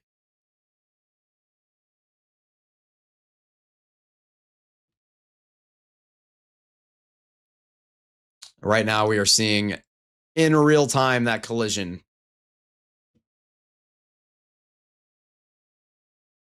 I mean, we've had that collision now at this point. Yeah, there it is. So that collision is now fully happened. So it's a matter of, are we going to see storms fire off this like crazy? Or really just one storm is all we need? Or are we going to see a bust type of thing here?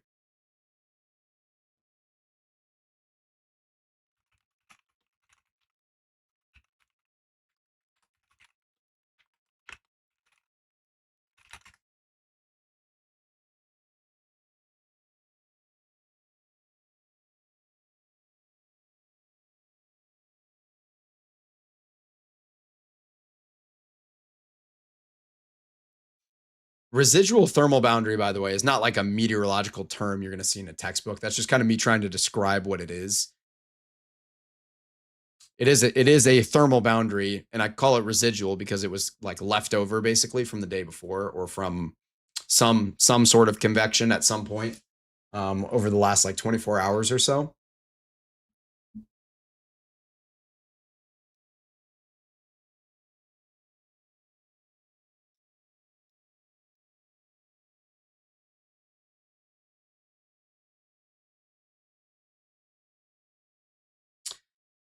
And yeah, so we are sitting here ready for it to happen or not to happen. Checking in on our southwestern South Dakota storm here. It has been downgraded from a considerable severe thunderstorm warning. There is still a little bit of a possible hail spike. I don't know if I would call that a hail spike, but that is where the hail spike was at the very least. This is near Ulrichs. Near Rapid City, we also have a couple of stronger storms firing off. This seems to be a pretty common trend out here. It wouldn't shock me to see a severe thunderstorm warning put on these. Man. At the upper levels here. Is that accurate? On our Mobridge storm, question mark? It might be. Yeah, this storm near Mobridge definitely is towering, could be producing some hail. I wouldn't be shocked at all to see this one have a severe thunderstorm warning put on it as well. It's not like unbelievably impressive, but it's definitely there. So that's something to watch.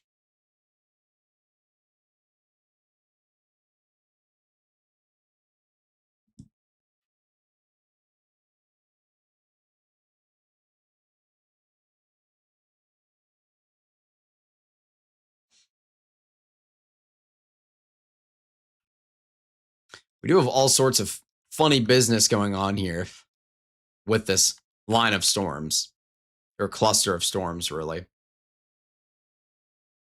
So many things to think about with these ones. And there we go. There is that severe thunderstorm warning that has just been put in place. It is tagged for 60-mile-per-hour winds and half-dollar sized hail.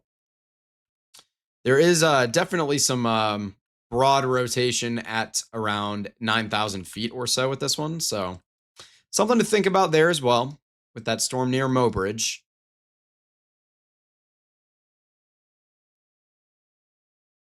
And it won't be long here until we get the boom or bust scenario. I mean, we're in the middle of that boom or bust moment right now, where if we can get a storm to fire off anywhere along these colliding boundaries, we could be in for some trouble.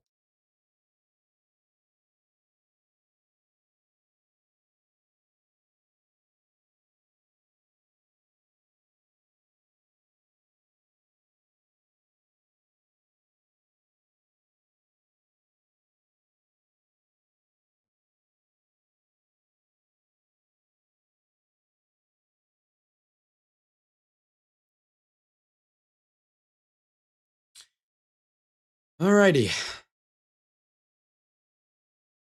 It is rolling in on at 9 p.m. here.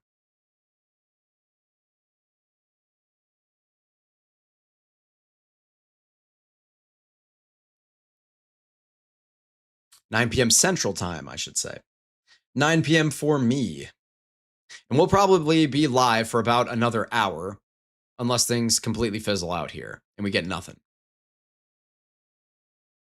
Are the dew points above 60 degrees most of the time when tornadic weather happens?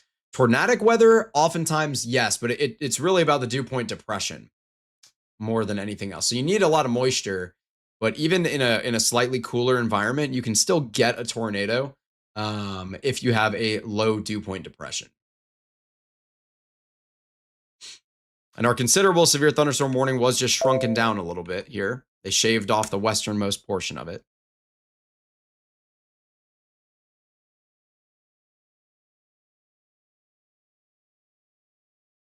We got a new flash flood warning put in place here too. That is going to be for Carroll and Floyd, Virginia. Do you plan on being in the voice channel after stream for a bit or not tonight? Yeah, for a little bit. Yep. That is the number one way that you can get that you can interact with us, myself and our team, and try to be a part of what we're doing here. As we can see,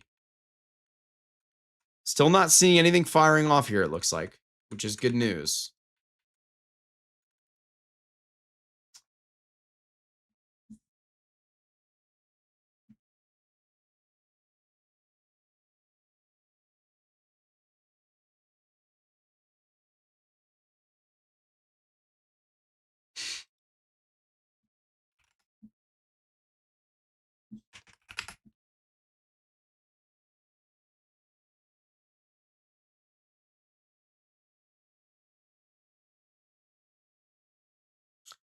So we are still watching it very closely here.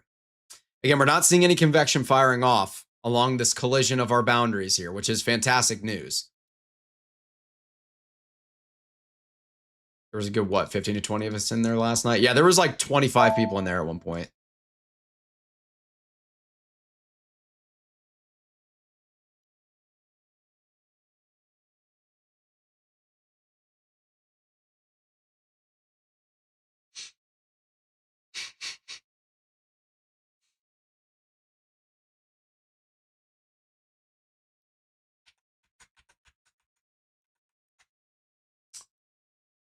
Will, am I safe to drive to Birmingham? Insert GIF of shivering bucktooth dog.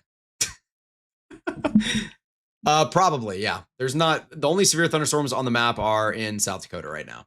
You should be okay. You might get some storms down there. I don't know exactly what's going on. It's not out of the question for sure.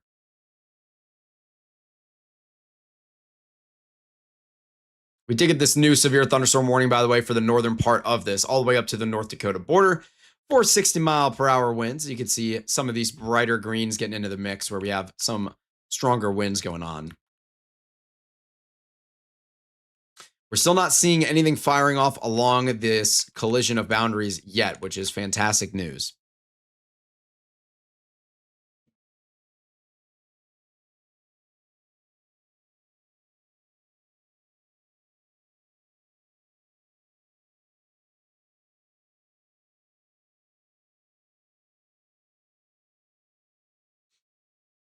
There's still a lot of time, Timothy. I will say that.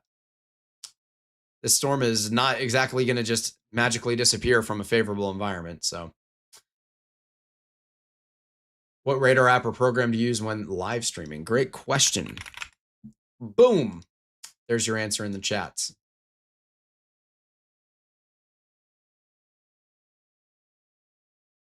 We're using GR2 is what we're using here. So a little bit of a weak rotation at around 8,600 feet or so. For a storm near Mobridge, just something to think about. Nothing to be concerned about. It's so easy for tornadoes to just appear out of thin air in an environment like this. It can be. I mean, really, this line of storms here, it's becoming more of a line. If it can extend a little further to the south, I'd be the most concerned about tornadic development. And more than anything, I'd be concerned if any storms fire off along this boundary and start rolling to the east. That's the greatest concern for me.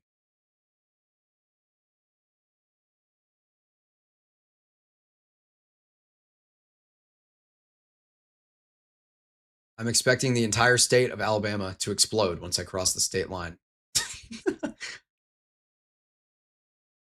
Sounds about right. Oh.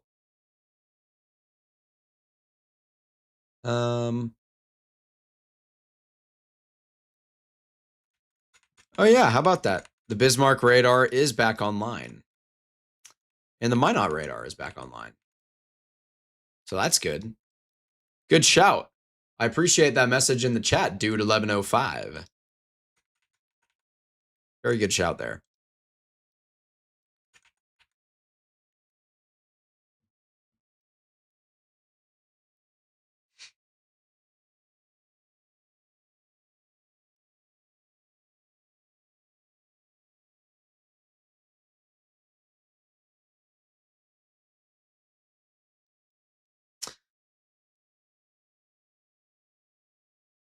Yep, all of our North Dakota radars are back online.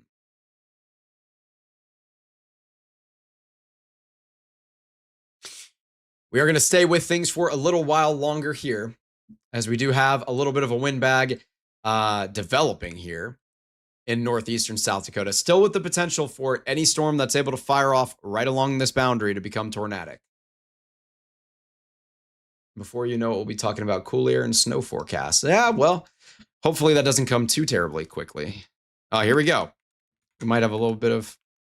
Yeah, what's up, Adrian?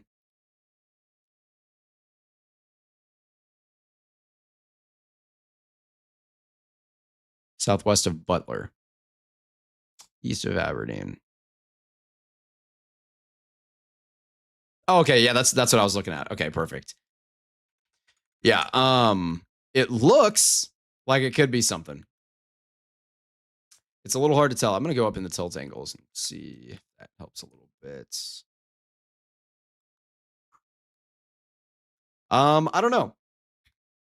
This is something to watch. It's definitely, it looks hook-like in nature. Right. It is literally along that boundary where it was earlier. We can go back a little further in time. And here's where this boundary is and draped along. And now let's look at where that hook is. It's literally sitting on that boundary. So that could be an area where we see some tornadic development. So we're going to watch that very, very closely here. Seeing as it doesn't look like we're going to get any convection from our colliding boundaries, if we were going to get any type of tornadic development, it would be on the southern end of this cluster of storms here, which is what we're seeing potentially happening right now near Butler and Lily, where we would have a region of inflow like this, your RFD coming around the backside. So something to watch. This is all really low-level mesoscale magic that's going to be happening.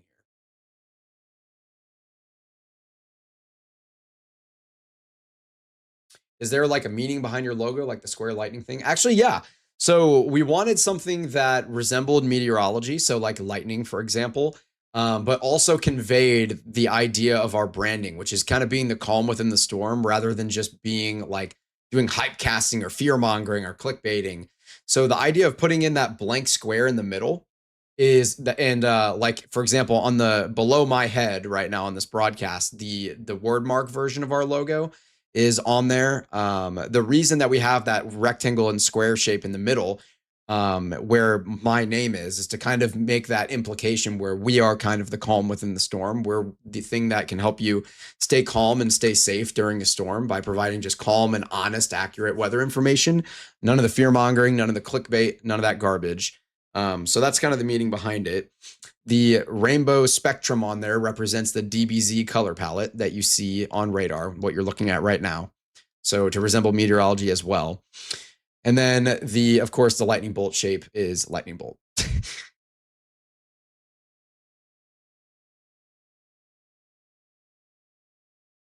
Is there a latitude and north degree where tornadoes are likely to not happen, like 50 degrees north latitude? I mean, the further north you get, the less likely you are to have tornadoes.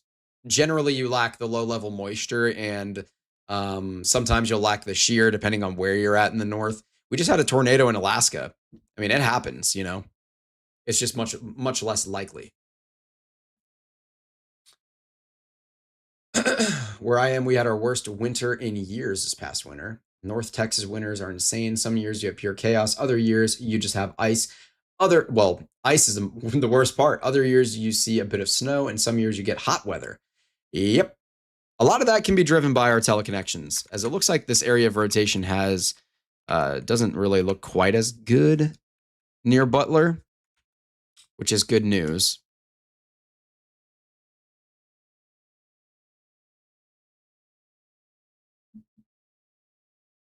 Yeah, the wedge in China, that was pretty crazy too. But China's not as high in latitude as you might think.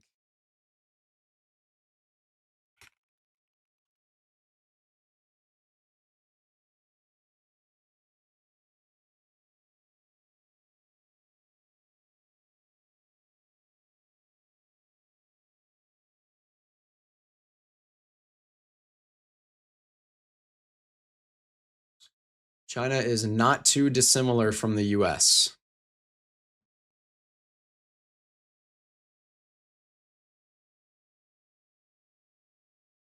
Yeah, tornadoes in China are somewhat common. Same thing in Russia. I mean, there's other areas where they're decently common. It's just not nearly as frequent as the US. Like Argentina and Chile, for example, can get tornadoes, especially Argentina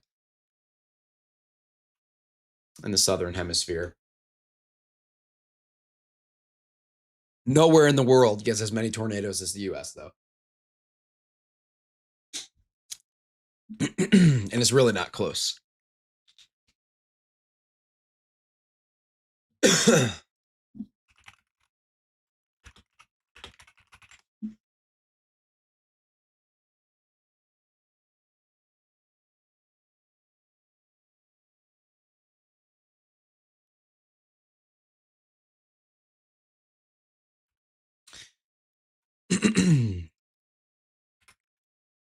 So our latest radar scan still shows that we could have a little bit of very weak rotation just south of Butler near Lilly. I'm not convinced by it, but it is riding along this that boundary. So something that we have to pay attention to either way.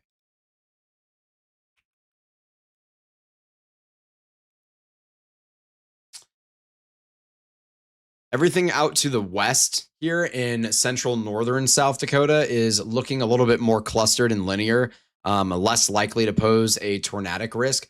But I will say the southernmost storms would pose the greatest risk for any type of tornadic development if we were going to get any. But I don't think we're going to get any at all with those storms anyway. I still would definitely not rule out tornadic development with our front leading cluster here in the northeasternmost corner of South Dakota. We're still looking at 70-mile-per-hour winds regardless. We're going to get a new extension on this considerable severe thunderstorm warning soon, as it is going to expire in 5 minutes. Northern Germany, lowlands, get some every once in a while. Yep. I mean, one of the main things that limits how many, one of the main limiting factors and why the U.S. gets so many more tornadoes than every other country is that the U.S. is just enormous. It's like some other areas that are decently conducive and have them every now and then, like such as some areas in Europe and whatnot, and some parts of China. I mean, China's obviously massive too, but it's really difficult for any other country to compete with the U.S. in terms of tornadoes because we have a giant landmass, and that like so much of that landmass is within tornado conducive environments. The Minot Tower went back down? Did it really? Yeah, it did. Man. We don't really need that one tonight anyway, but still an inconvenience. I mean, everywhere in the world gets them from time to time, and it has Tornado Alley. Like Russia's bigger than the U.S., but it's colder. Yeah, exactly. It's a lot to do with climate, but I'm just saying it's vastly majority to do with climate. But one of the things is, even if another country had a lot of tornadoes for their size, it wouldn't compare to the frequency that we have in the U.S. because it's so large in the U.S. We have so many. We have such a large area that's conducive for tornadoes. So that is kind of what I'm getting at. Case in saying, I have to go, unfortunately. I'll possibly be back later if you're still live. All right, no worries. We'll be live for a little bit longer. And if things don't look like they're going to develop significantly, then we'll end the broadcast so that we can go hard tomorrow with a forecast video and a broadcast tomorrow night. We may also have storm chasers out in the field Thursday night, and we'll probably be going live then as well. So a pretty busy week for us. So we're not going to be staying on super, super late tonight. Before anyone who may be heading out does leave, if you could like and subscribe, I'd be greatly appreciative for that. Not required, always appreciated. I will say these storms off to the west are moving pretty quick. So that is one thing that, if any of these can remain semi-discrete and continue off towards the east, they could tap into that same environment here from earlier and become tornadic a little later on. Logan saying, I've also got to go. I'll be back tomorrow. All right, sounds good. Enjoy the rest of your night, my friend.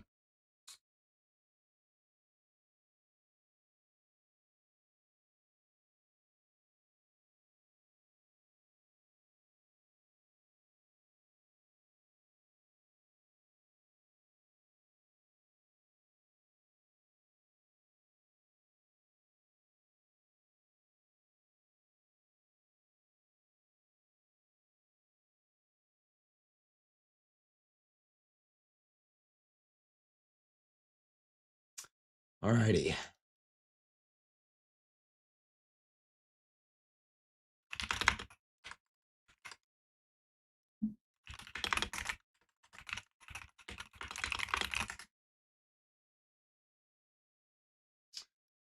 All right, we did just get, I just missed this somehow, but we did just get a new considerable severe thunderstorm warning downstream. This was what I was talking about a minute ago.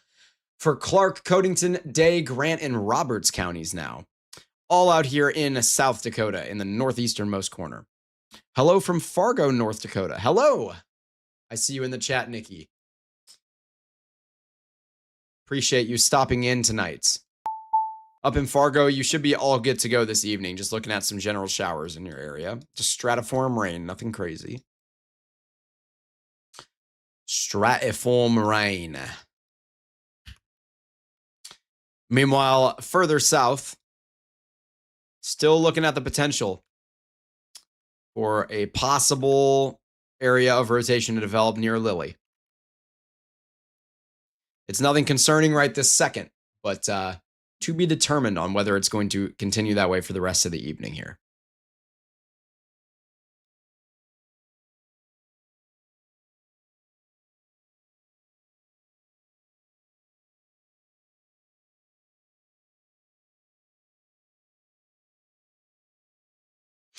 Will, how fast you pull alerts for the pop-up?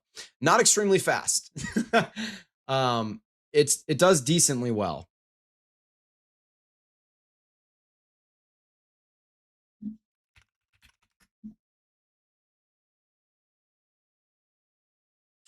Our overlay is kind of a placeholder.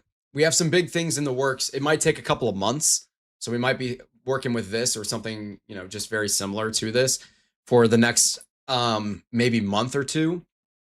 But yeah.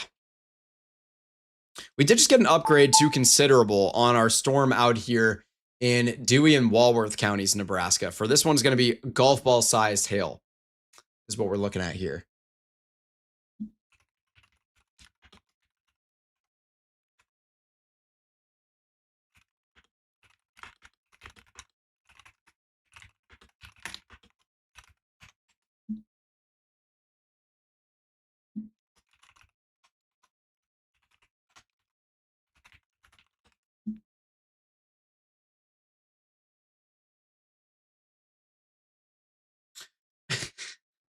Nebraska.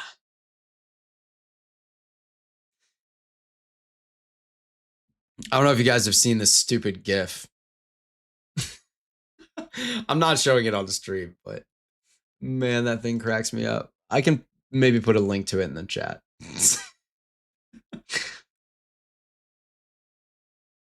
Or I'm just going to drop it in the general chat of our Discord server so you can see it in there if you so desire.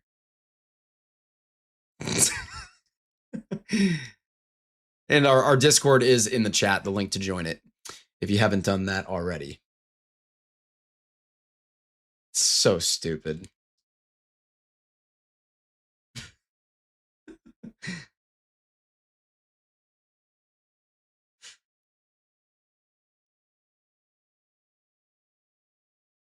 Literally so funny. Whoa.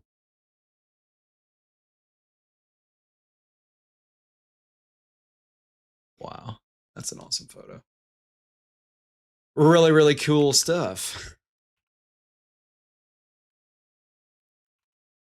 Not really seeing any type of rotation present with any of these storms out here, out to the west. But again, we're looking pretty elevated to begin with. None of them are looking concerning, though. Our main concern is going to be down here near Lily, if we're going to have an area of concern. But to be honest with you, I don't know that we're really going to have much of an area of concern for tornadic development here tonight. It looks like we may have dodged the bullet for the most part. I will say this storm here near Long Lake west of Leola does look a little bit more supercellular in nature.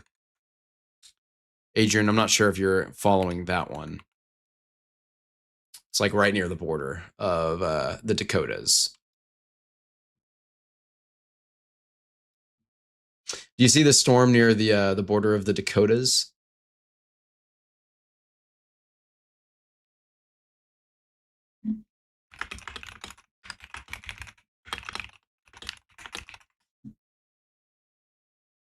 Okay.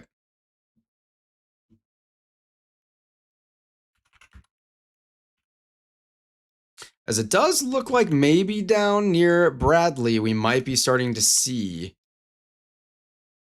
a handful of areas develop where we could see some rotation ingested into this thing.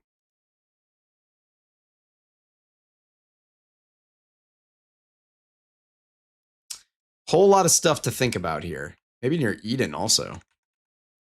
That could definitely be something. So we're going to stay with this for at least a little while longer here. Stormcat raid incoming. Oh boy.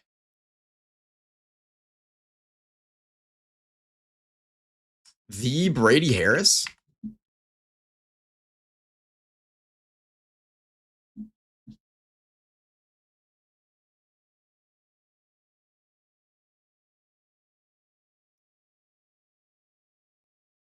What time are you going live tomorrow? I'm going live tomorrow around, I don't know exactly.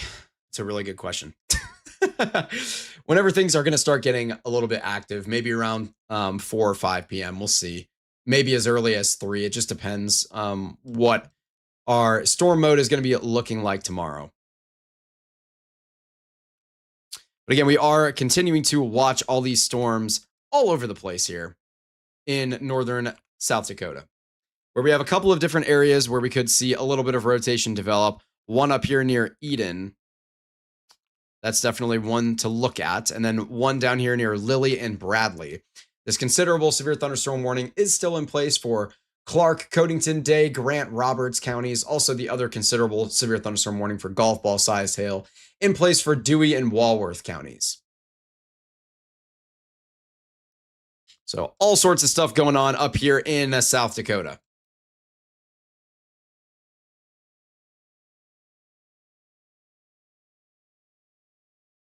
Yeah, I'm looking at this storm near Leola and Long Lake is what I'm looking at here. And there we go. The legend himself has just joined us in the chat, Brady Harris, Stormcat 5, and all of his viewers. I appreciate that. I do really, really appreciate everybody tuning in tonight. Thank you, Brady, for the raid. I'm very grateful. As we are tracking all the storms out here in South Dakota. We could use some more rain along the Front Range here in Colorado. Yeah, you could definitely get it.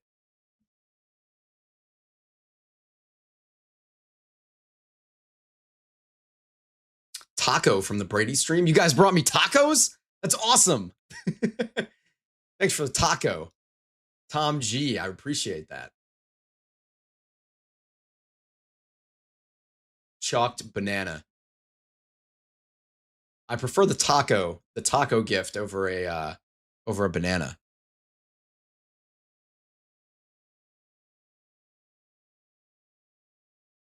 Welcome everybody to the chat. Greatly appreciate you all being here. And Brady, I really appreciate the raid. Brady, I like the work that you do.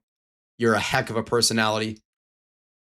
I was trying to catch you earlier, by the way, in that call, and you just kept being in and out a little bit too quick. I wasn't able to catch you.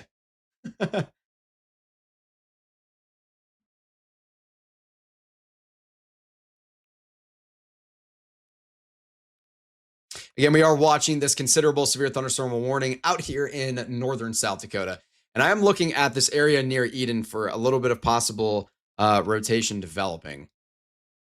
Slightly to be determined on that, if it'll hook out at all. Our residual boundaries from earlier, from that outflow boundary and the thermal boundary and the warm front, all that collided here in South Dakota, are a little further south than where our rotation would be in Eden. So it wouldn't be induced by that, but it could still ingest the favorable ingredients in the atmosphere that we have. Disconnect saying subbed. I really do appreciate that.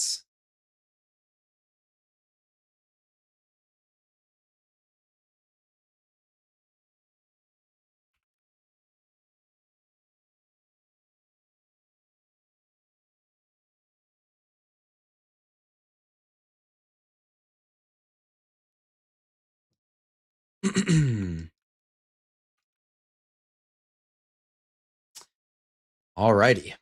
I really appreciate everybody being here in the chat, guys, and those who are liking and subscribing. That does really mean a lot to me. And Brady, if you're still watching, if you haven't gone off to enjoy the rest of your night, I'm really grateful for the raid. Very humbling. I'm very appreciative. Very, very appreciative. I do like the new stuff that you're doing, the new endeavor. It's been fun to watch. Fun to watch you. And As everybody knows, you are fun to watch. Leroy Jenkins. There's your clip. There's your clip, Brady. Me screaming Leroy Jenkins. There you go.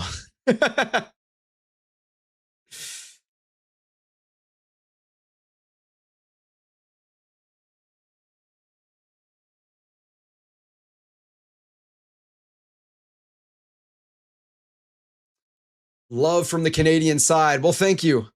Thank you, thank you, thank you. I love all of our Canadian friends. Will, do I have your vote for Stormcat 5 mod in the election? Are you being elected to as one of his moderators? Big Rig Nate?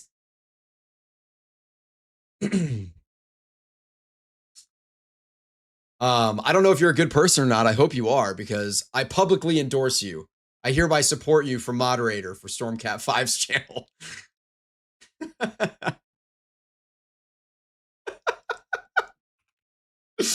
What are we doing here? All right, anyway. Again, I'm still watching this area of rotation near Eden. Is still looking the most possibly concerning. Anywhere along this line is going to be able to produce 70-mile-per-hour winds. So that's what we're watching for this evening. Still up to 1-inch hail possible in there as well. Not really a hail producer. Back here towards Akaska, we are looking at a little bit more of a hail producer, though. It was formerly a considerable severe thunderstorm warning with golf ball size hail. Now we're downgraded to ping pong ball size hail. And that hail core in general is not looking incredibly impressive, but it is still definitely there. We are seeing a decently sheared hail core, launching 60 dBz values upwards of 30,000 feet in the air. So still a decent hail core in place, but nothing crazy. And hence why it has been downgraded.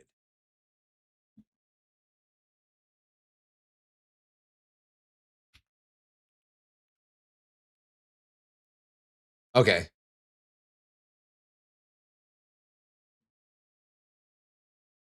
So we're looking at Adrian's just filling me in on my ear here. It looks like some of our surface observations are implying a lot of stability present in the lowest levels.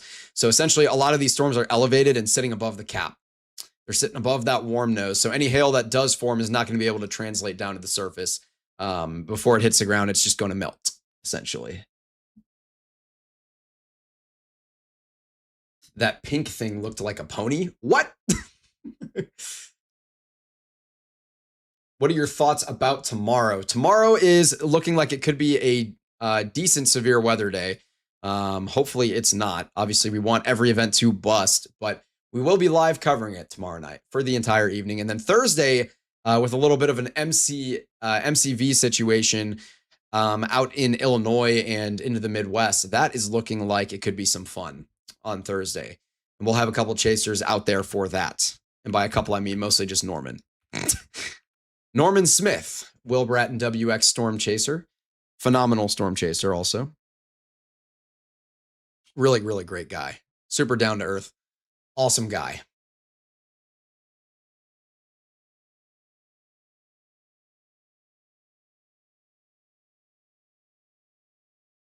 Hey, from the UK, it's 3:30 a.m. here. Go to bed!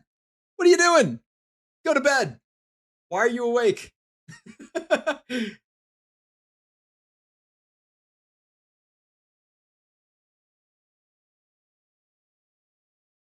Again, I really do appreciate the raid, Brady, and everyone who came from Brady's feed. Do not feel obligated to stay if you don't want to. Obviously, Brady's stream is now over. We are here at WillBrattonWx, so I appreciate everyone being here. And if you like the work that we do and you're new to us, definitely like and subscribe, as you'll be one of the earliest. Today was actually the 1-month anniversary of our launch.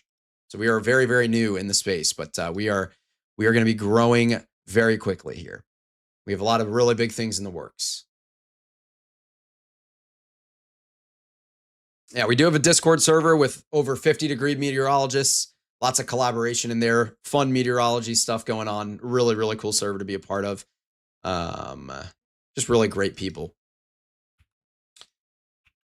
Still looking at just north of Wallace here for an area of possible rotation development, and up near Eden is definitely still looking somewhat concerning to me. It wouldn't shock me to see a tornado warning put on this, as it really only takes 1 or 2 scans for this to wrap up.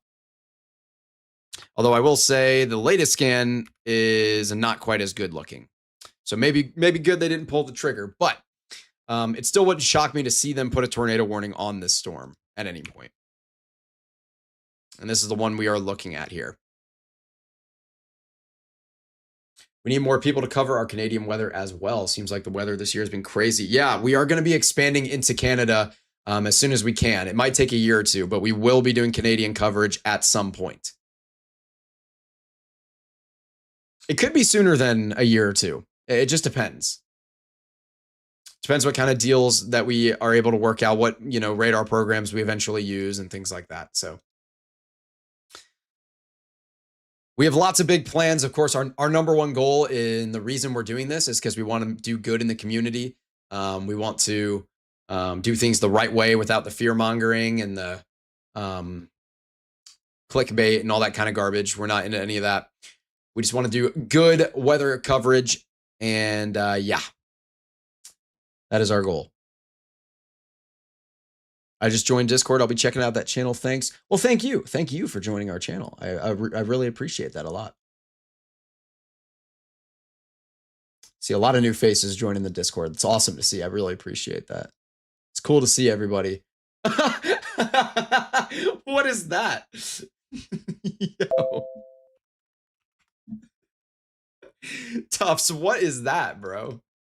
Yeah, no AI slop unlike some other channels. Man, when I tell you guys the night and day difference it is from our website being done by hand and versus all the vibe coded stuff that you see, I mean, it's just incredible, man. Our director of web design, Josh, is unbelievable. He's won many national awards for a reason. Dude is literally the GOAT. I mean, you can see our maps.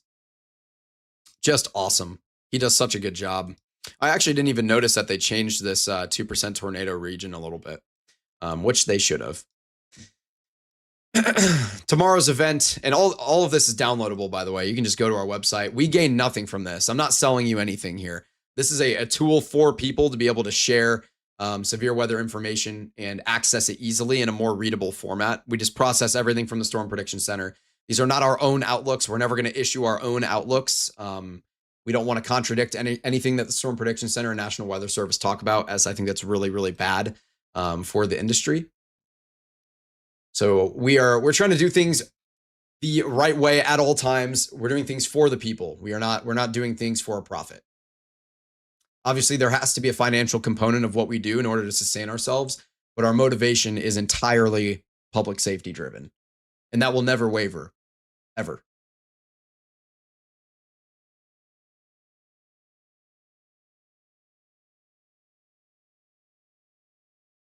Yeah, I see a ton of new faces joining our Discord, so I really appreciate everyone tapping into what we're doing, and all the new folks who have liked this broadcast and subscribed to us. I really appreciate that. It does mean a lot.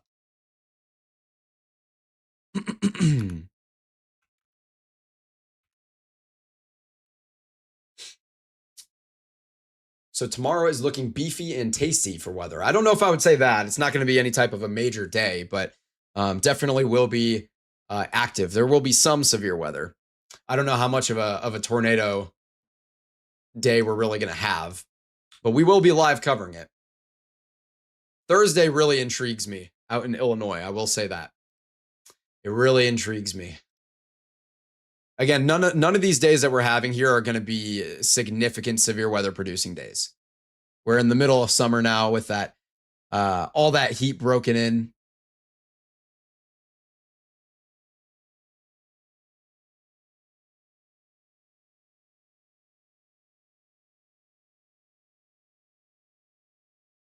Out in Illinois, who's surprised? Yeah, right. Illinois has gotten absolutely slammed this year.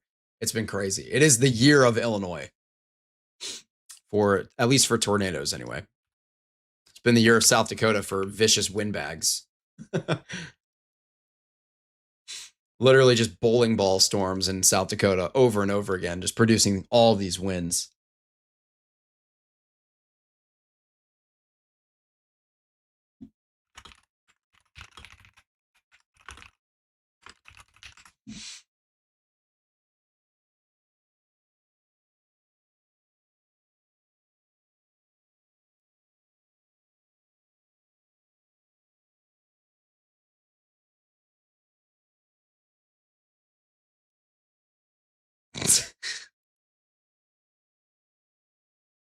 gosh. Big Rig Nate says, I've been lurking in your streams before. You're killing it, dude. Keep it up. I really appreciate that. It really means a lot.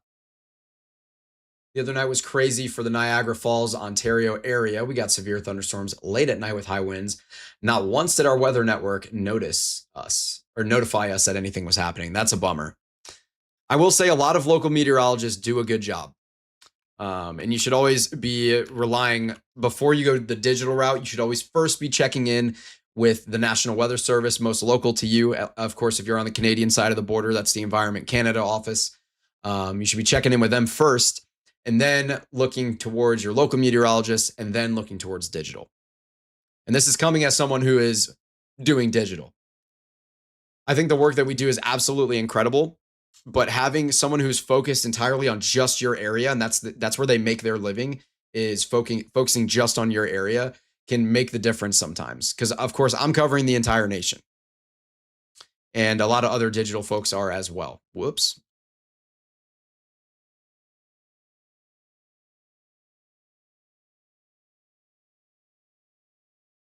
Yeah, we don't do any of the AI slop.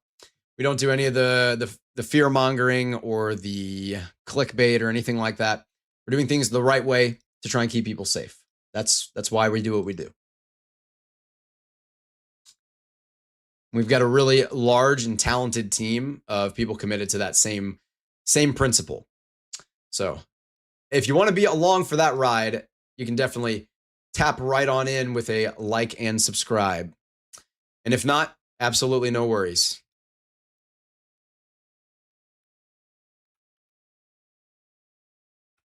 We are still looking at this area where if we get any type of a kink here in this S shape, or in this velocity couplet, if we get any type of an S shape in here, where you get any kind of notching, those are where you can quickly see a tornadic moment begin to develop. Because you have tight winds going in opposing directions here, and you just get a considerable severe thunderstorm warning on that part of the storm, which is tornado possible tagged. So again, this is exactly what I'm talking about here. So we are tornado possible tagged with a considerable severe thunderstorm warning for 70-mile-per-hour winds. Where if this wraps up at all and we get any type of a little S-shaped notch in this line, we could easily see tornado genesis happen very quickly. And it looks like all of the storms out to the west are not looking like they are surface-based enough to pose much of a significant hail or tornado threat. So we're not too worried about those any longer. Definitely a wind threat with them. Our main area of concern is going to be these storms out here in the northeasternmost corner of South Dakota.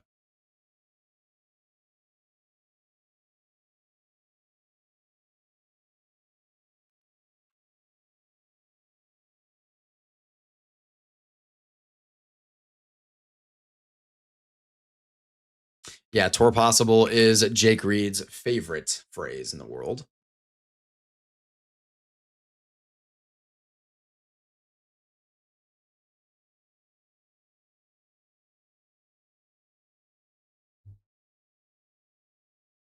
And we are going to stay with things for a little while longer here. We're not going to be on super late tonight, as we are getting up really early to put out a forecast video tomorrow morning. And then we're also going to be broadcasting tomorrow night and Thursday night. So a lot going on here at WillBrattonWx. We got all the coverage you may need.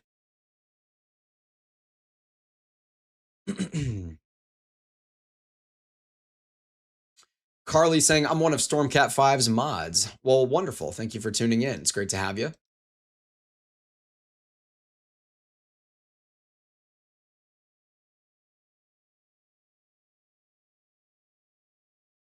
Maybe it's Carly Pole NATO.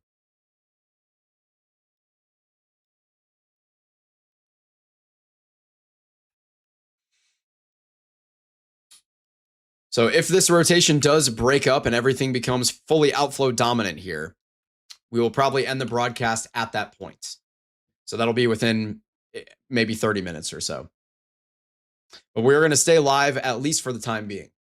So if you're in this area, especially, make sure you're staying with us, as severe weather may be coming your way. I'm going to quickly go through the flash floods that we have in place. We do have a flash flood warning for Raleigh. This is Wake County. We also have another one for Meigs and Rhea counties in Tennessee. So this is areas like Spring City, Grandview, Evansville, 10 Mile. Out in Virginia for Carroll and Floyd counties, we have another flash flood warning. So that's going to be near Hillsville. And then out in Missouri for Bollinger County, we do have, this is just west of Cape Girardeau. We do just have a new flash flood warning that was put in place only 10 minutes ago.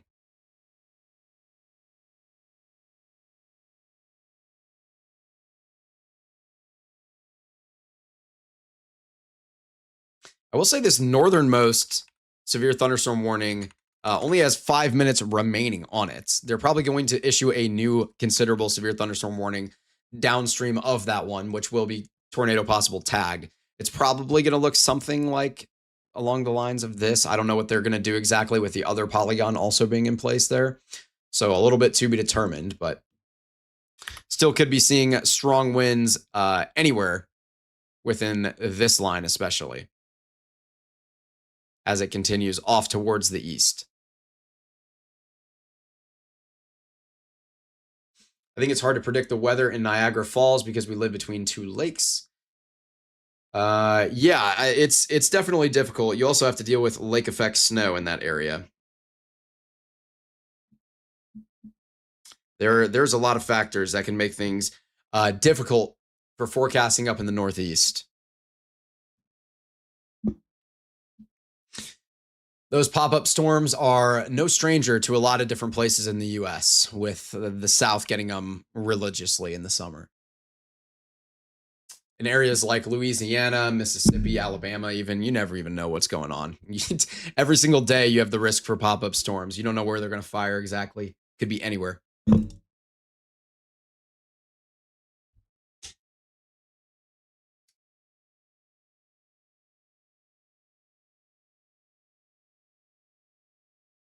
I've seen a lot of folks have been following us on Twitter as well, so I do really appreciate that.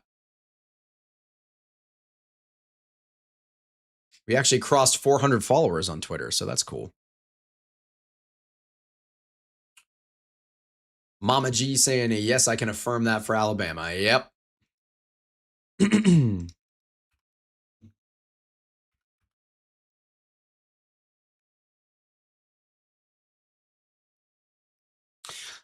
All sorts of things to look at here, as it looks like we are beginning to become a little bit more outflow dominant,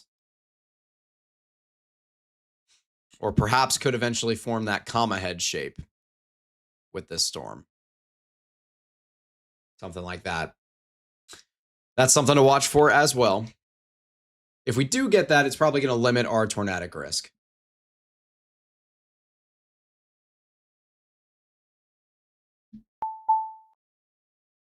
All right, up in Minnesota, or just crossing into Minnesota, we do have this new considerable severe thunderstorm warning. So this is going to include a bunch of counties here, so bear with me. This is about to be a mouthful. Here we go. Big Stone, Traverse, Day, Grant, Marshall, and Roberts. All of these counties stretching from South Dakota and into Minnesota here. So this is the new considerable severe thunderstorm warning, which is tagged for 70-mile-per-hour winds.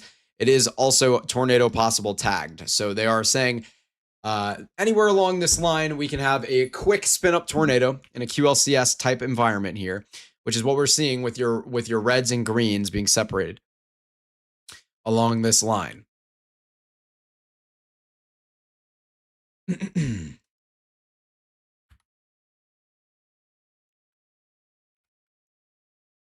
I will say it looks to me like the tornado threat is going to continue to dwindle down a little bit. Lucas, I see you in the chat. How you doing? How you doing? We are looking at 3 considerable severe thunderstorm warning polygons. One of them is going to be lifted here in less than 2 minutes. The other one, or another one, has 16 minutes remaining on it. I don't know how long they're going to keep that one up, or if they'll just cancel it and stick with the main one, which is the newest one, which will last another 46 minutes, all the way until 10:30 p.m. Central Time.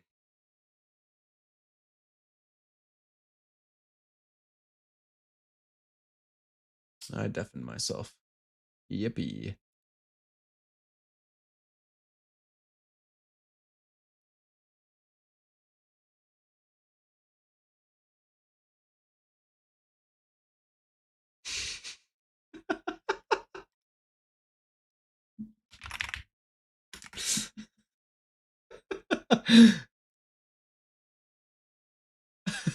What is this GIF in my Discord? Oh my goodness.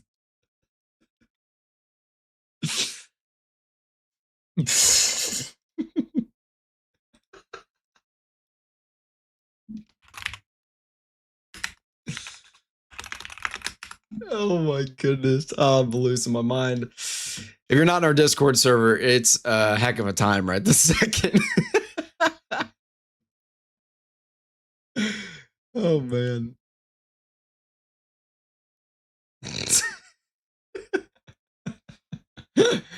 Oh my goodness. I know Ben is not going to see these in our general chat, so I'm just going to send them. For context, Ben is my editor and also a good friend of mine, so I'm just going to send him all these gifts because I know he's not going to see them in the general chat. Man, this is actually frying me. Oh my goodness. Okay, so we did just have one of our considerable severe thunderstorm warnings get lifted. So we are down to just the 2 on the map here. This concerning area of possible rotation does look to be dwindling down a bit as well.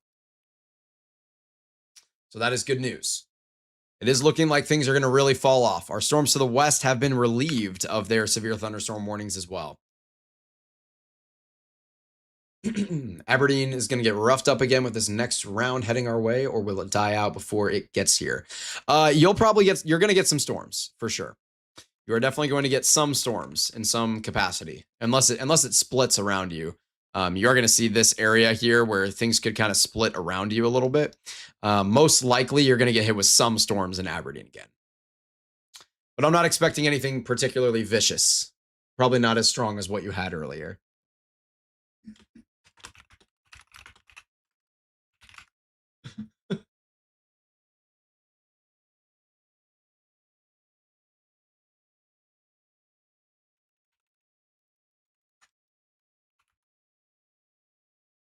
Yeah. Yeah, as Adrian's just letting me know, it does look like our rear inflow jet is beginning to increase, and I agree with that assessment based on what I'm seeing visually on radar here.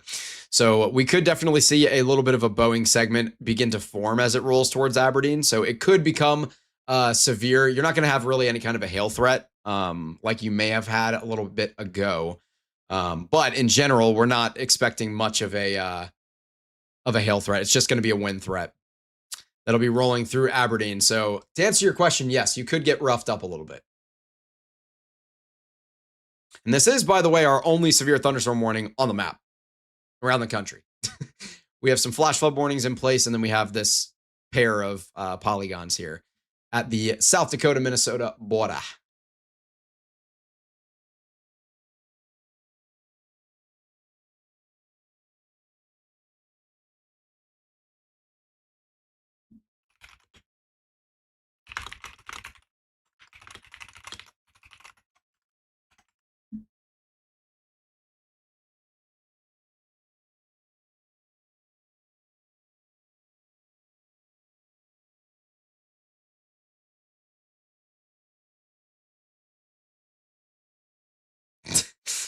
Good Lord. I'm all over Brady's Discord. Oh, I'm not even in it. I need to get in his Discord.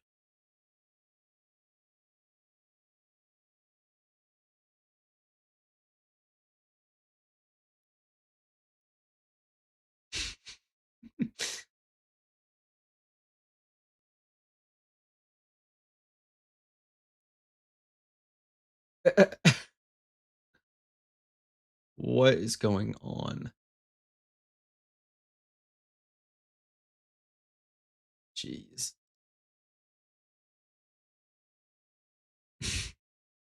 How about Watertown? If you're talking about in New York where they get tons of lake effect snow, I assume that's what you would be talking about. In terms of tonight, I don't think there's really anything going on up there. I mean, I can go check. You might have some general thunderstorms in your area. if this is what you're talking about. Watertown, New York. Not expecting. Oh, South Dakota. Okay. There's a Watertown, South Dakota. Oh, I'm literally staring at it. Actually, in Watertown, I think you're going to escape from this stronger line of storms. It's just going to pass to your north. The storms that roll through a little bit later this evening could clip you. It's definitely possible. To be determined on that. Most likely, you'll be okay. By the time those storms get to you, it'll be into the AM, like the overnight hours, excuse me, or at least maybe around like 11:30 to midnight, most likely, and they probably won't be severe. Hopefully that helps.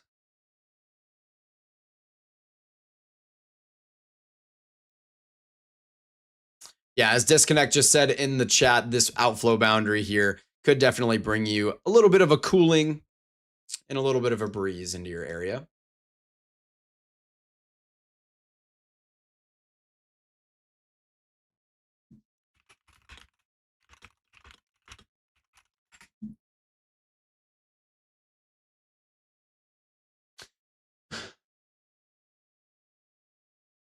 Oh my goodness.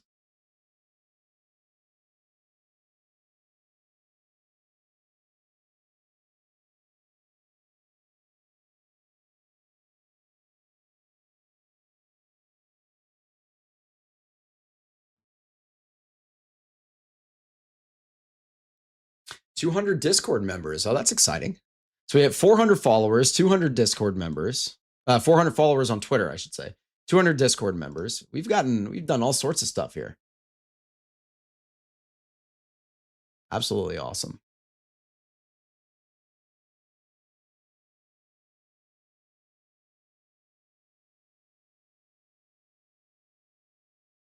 Absolutely awesome. Really, really grateful for all of the supports.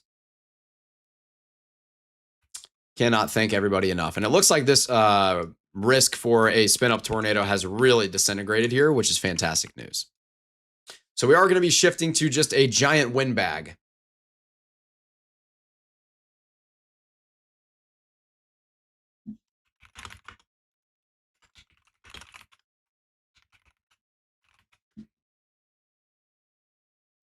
I sent some beautiful pictures on Discord. The sky always dances at nighttime. Yeah, I do see those. Those are absolutely gorgeous. Overlooking some body of water as well. That's awesome. I would love to experience that. You should drop those in the weather photos channel so more people see them. They don't get lost in the chat.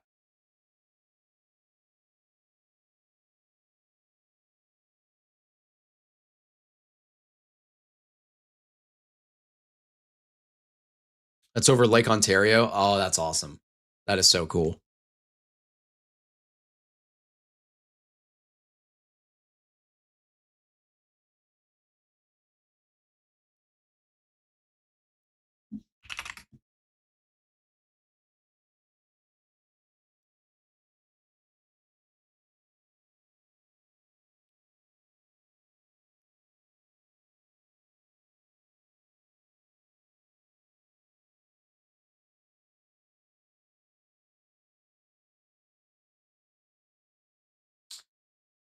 Yeah.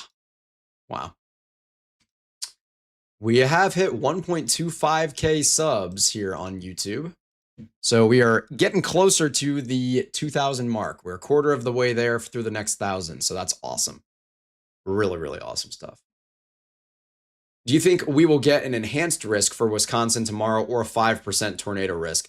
Honestly, I haven't gotten a chance to look deep into the parameters for tomorrow. I'm going to be putting out a forecast video in the morning where I will take a much deeper dive into it.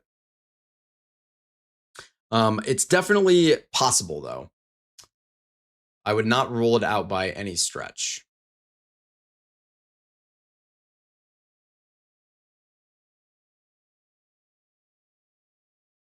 But I wish I could give you a better answer than maybe. But I will be able to give you a better answer than maybe with our forecast video tomorrow morning.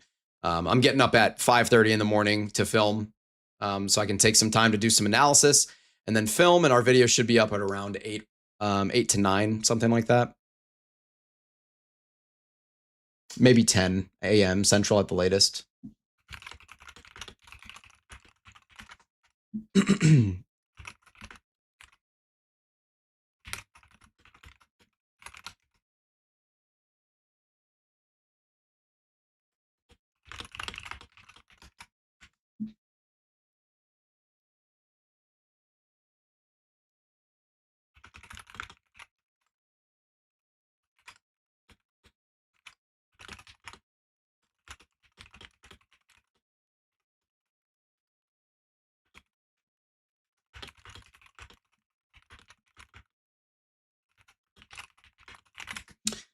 But yeah, we are planning to get that video out tomorrow morning before 10 a.m. Central Time for sure.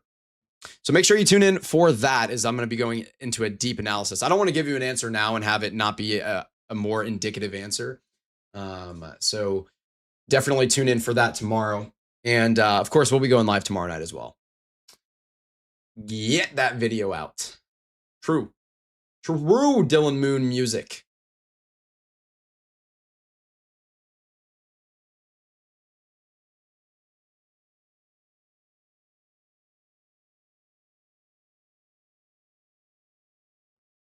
So looking at a windbag event going on here now, where I'm not really too concerned with any type of tornadic development. It's always possible that anywhere in one of these bowling balls that you can get a little bit of a notch that develops in there, just that little S shape that forms within the line or within the bowing segment. And then at that point, you can easily get quick tornado genesis, spin up tornadoes. They usually don't last too long. They're usually not very strong, but you can easily still get them. That is going to be the main concern, is we didn't get any cells with our mesoscale magic that we were watching earlier around the time of the raid.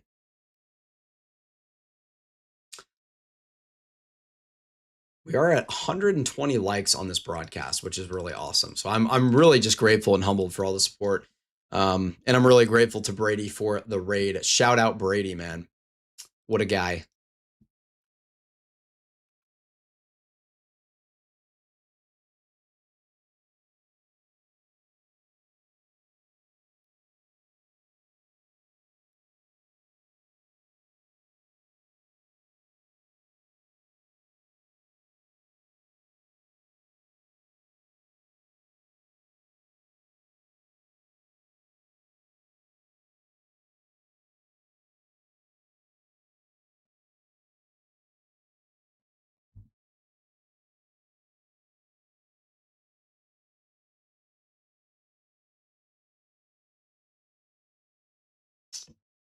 Man, there is so much going on in this Discord server right now.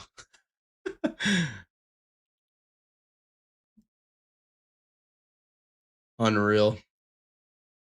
Unreal. Absolutely love it. We're probably going to stay with things for a couple, for probably about 15 minutes here.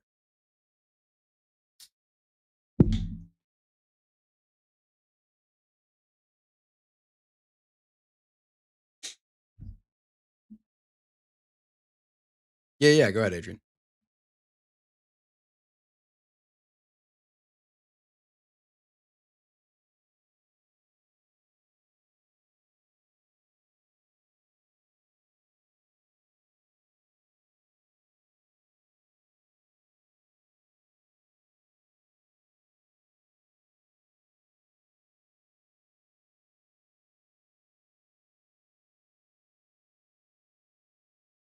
Okay. Sounds good. Appreciate it. Weather Wisdom saying, I have a Venus flytrap that survived the winter inside but had little sun. These plants grow around Jacksonville, North Carolina. That's intriguing. Adrian has just been notifying me, by the way, that our big old bowling ball windbag event going on here in the northeastern corner of South Dakota is going to cross into Minnesota, where the environment is still decently favorable. So this is probably going to last for quite a while. So for my friend from St. Cloud who was asking about that earlier, it definitely could end up heading your way as we get into the overnight hours here tonight. So could be producing damaging winds for quite a while. Of course, the instability will eventually start to dwindle down as the temperatures cool off, but The environment, there's a lot of moisture out there. There is a lot of moisture, and we're kind of in that warm sector-ish. Beef Stew saying, Will, it was nice seeing your live stream. I got to head out for the night. Got to be up early in the morning. Have a good night, chat. Have a great night. Thank you for tuning in and for checking us out and possibly subscribing. Very great to have you in the chat. Really appreciate it. Enjoy the rest of your evening and enjoy your morning tomorrow. I'll be there with you bright and early in the morning for a forecast video if you want to check that out. It will be out before 10 a.m. Central Time. I'll be up bright and early to work on it, but it won't be out until closer to 10 a.m. I did subscribe. See you tomorrow. Well, thank you very much. I really do appreciate that. Yeah, Adrian, I'm actually really surprised that we didn't see any convection with that convergence of boundaries there. That was really interesting.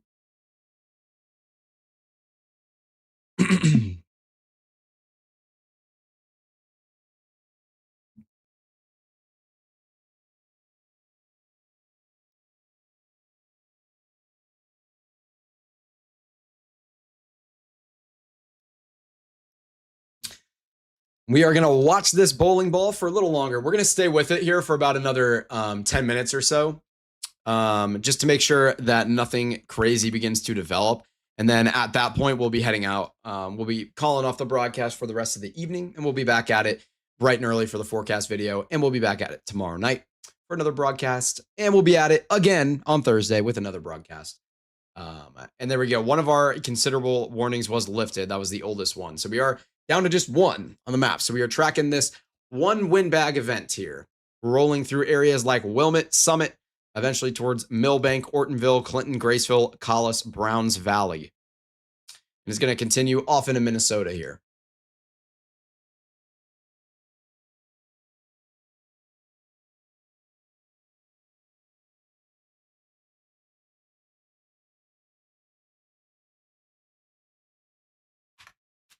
Typhoon Bobby has been looking pretty concerning. Are we still going to get the Will Bratton guitar playing post stream? Oh gosh, I don't know about that. I don't know about that. I'm sure it'll happen at some point. Oh wait, post stream after the broadcast. I don't know, maybe. I'll think about it. I have a little bit of business to attend to. So that is something I'm going to have to think about. And if I don't have to deal with much of that stuff, then I'll hop in the VC and hang out with everybody for a little while. Always love I think we're going to make that a new tradition, is post broadcasts, myself and our team will jump into our Discord server in the public VCs and just hang out with everybody for a while after broadcasts. Will playing guitar should be a membership exclusive. Maybe that might be something. That might be something there. I don't know. We'll see. Well, to be fair, Kaysen, our runtime on this broadcast, of course, we had a power outage or an internet issue. We had to reboot our router. I had a power outage earlier today also, but all sorts of issues lately out of nowhere. But that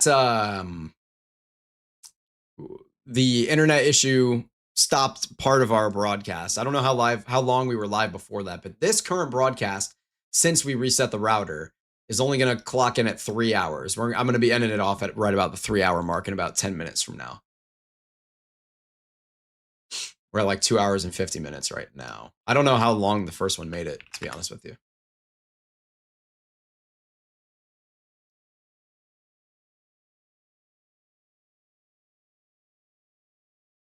That one made it to 1 hour and 49 minutes. So I guess a total of like close to 5 hours. So no slouch, definitely no slouch of a night, but nothing crazy. I mean, we did a 10.5-hour broadcast back on the 17th of June. So stream ends at 1 a.m. Time to join VC. Man. My lights flickered this afternoon at UPCs. Kept my modem and router going. Yeah. Will, can I join the Discord if I don't have a degree in meteorology or anything really? Yeah, absolutely. It's a community Discord. We just also have tons of meteorologists in there that also engage in forecast discussions. And the public can read those discussions, but only meteorologists can contribute to them. So it's just a good peek behind the curtains of what meteorologists are talking about with these setups. Anyone can join our Discord. Anybody. And in fact, I encourage everyone to join our Discord. It's a great way to get in touch with our community. We have a lot of amazing people in the community.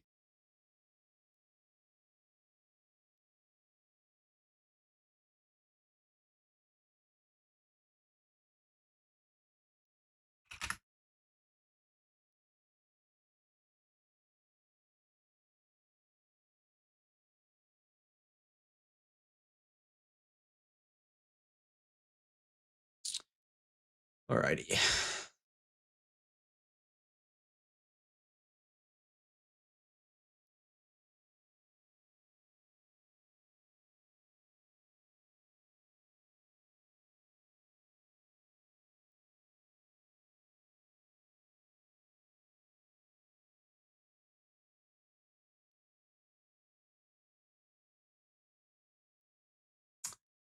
Okay.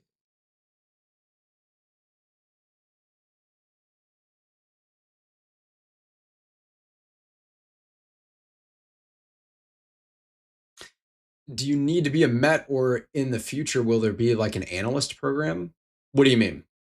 Anybody can join our Discord server, regardless of your meteorological background or lack thereof. Anybody can join. Yeah, our Discord server is a great way to learn. Our broadcasts, I think, are a great way to learn too. I do a lot of detailed analysis on our broadcasts. Wow, a lot of aliasing issues going on the last two radar scans here.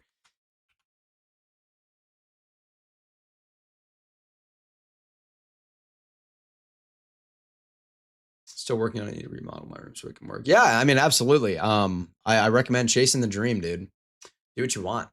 Oh, I mean, to contribute to the discussions. Yes, you do need to be a meteorologist to contribute to the forecast discussions.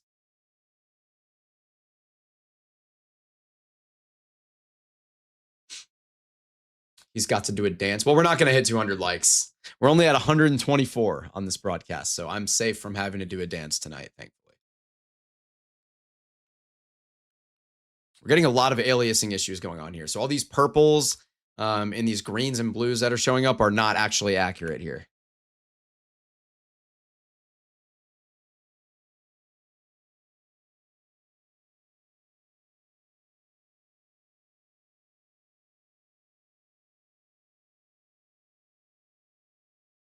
Okay, sounds good, Adrian. For Storm Team 41, is there a general chat? Yeah, we have tons of chats in our Discord. I definitely recommend joining. It's not you don't need to be like a meteorologist at all to join our Discord. You can just be a fan of what we're doing or just want to stay in touch with weather information. No, I did not say that, Mama G. I hate to break it to you, but you don't want to see me dance. You don't want to see me dance. Maybe like for 100,000 subscribers special. But you do not want to see me dance. Will it rain on Sunday at my house? I have no idea, to be honest with you. That's a little bit of a ways away. Will Peterson 9916 in the chat. How you doing? I had a former teammate named Will Peterson, actually, way back in the day when I played soccer. It's like 7th grade.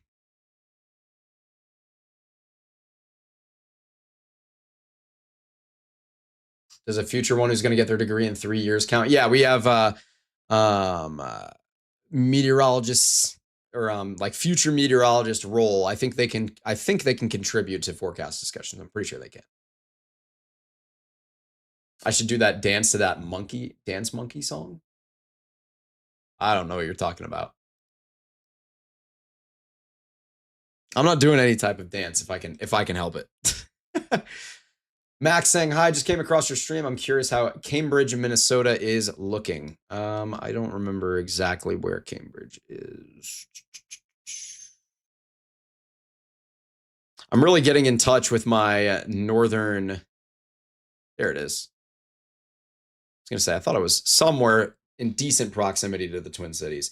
It's definitely possible out in Cambridge that you have some stronger storms roll in into the late overnight hours, like, past 2 in the morning, essentially, or maybe even slightly before then. As we do have this bowling ball MCS that is headed out in that general direction. I don't know exactly where it's going to go. It may dissipate before it gets to you as well. So, things to think about. I would just make sure that you have multiple ways to receive alerts out there in Cambridge, Minnesota. Make sure you have EAS notifications on your mobile device.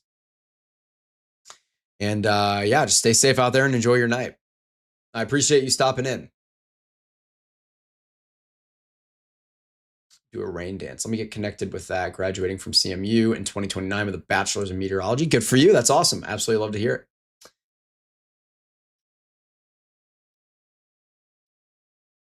Yeah, anyone who wants to be in the Discord, you can join. And if you want to get verified for a meteorological role, you can do that as well. And if you don't want to do that and you just want to be in there and read everything and chat in the general chats and the community chats, of course, you can absolutely do that too.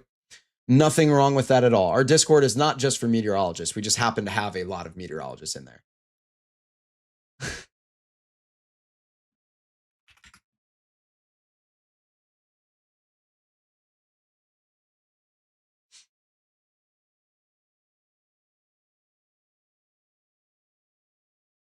Oh my goodness. Did you see the tornado in China yesterday? I did. Some of those videos were really scary stuff. If you have an older cell phone and you turned off the amber/silver alerts, it also turns off your weather alerts. Yeah, that is definitely something that you have to be wary of. And Google is a good resource for that to figure out. Yeah, EAS for getting notified. So essentially just the automated notifications from the government that come in your settings in your phone. I can find it.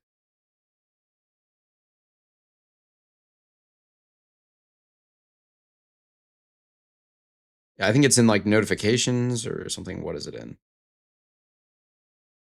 Okay, yeah. So if you go to your notifications tab of your iPhone and scroll all the way down to the bottom, you'll see government alerts down there.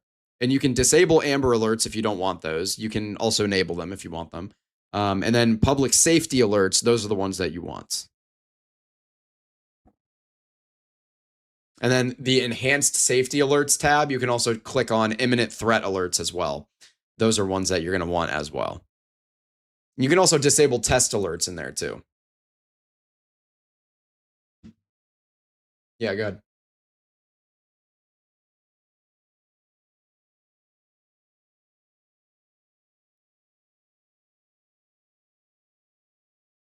Yeah. Mm-hmm.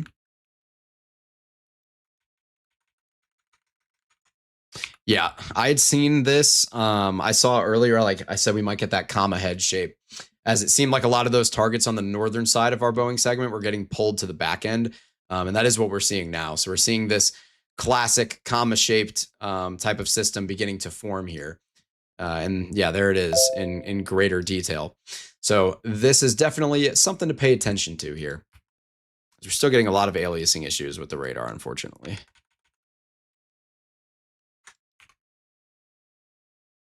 Dylan asking a genuine question. How did you grow WBWX so fast? I've been doing my own thing as a hobby, but no one tunes into me. The main thing for us, I mean, genuinely, we spent a very long time developing everything, and I've put a lot of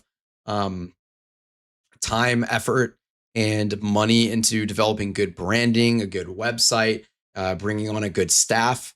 That's the primary reason. I mean, we're trying to do things the right way. We're making sure that we stay true to our morals, and we figured out all of the small details before we launched.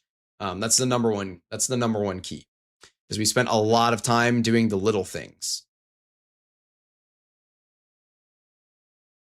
And also, it does help that I'm a degreed meteorologist. I'm pursuing my master's. I come from a very reputable university. All those types of things help. But the number one thing is definitely just producing good content and thinking through everything before we started. I mean, I would want people to help locate my family if they are missing. Yes, me as well, with Amber Alerts.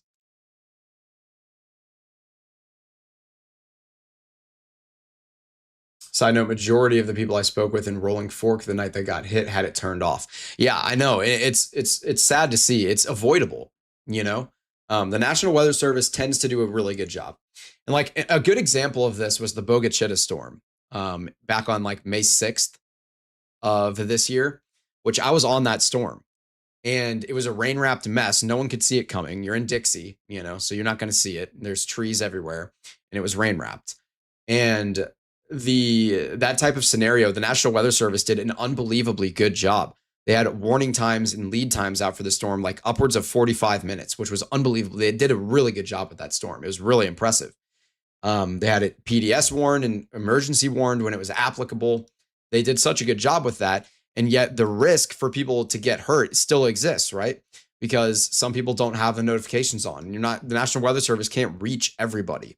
So my job as a digital meteorologist is to try and help restore that trust between the public and meteorologists so that they'll pay attention when the National Weather Service issues them warnings, and they won't just disable them and be like, every time my phone goes off, nothing happens, because it's not really true. There's a lot more to it than just my phone went off and I didn't see a destructive tornado hit me or my neighbor. There's a lot more to it than that.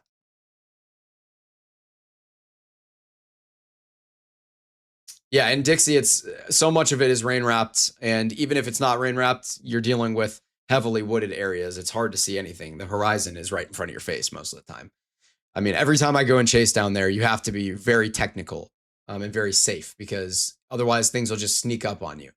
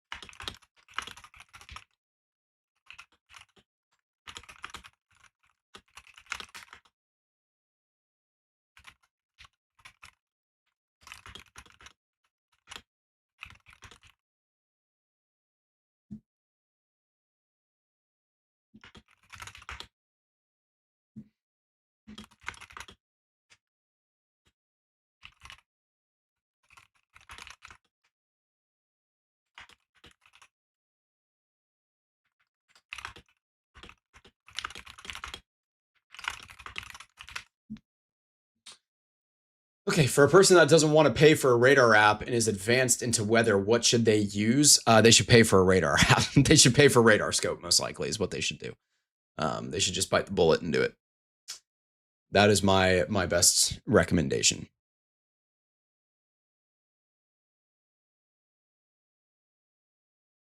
Every single so-called severe thunderstorm we get is not severe or has very little lightning. Well, lightning is not what reaches severe thresholds. Severe thunderstorms are categorized by a handful of things, but most prominently are hail size and maximum wind gust speed. So uh, the lightning is, not what determines a severe thunderstorm. It's based on how much damage it can do.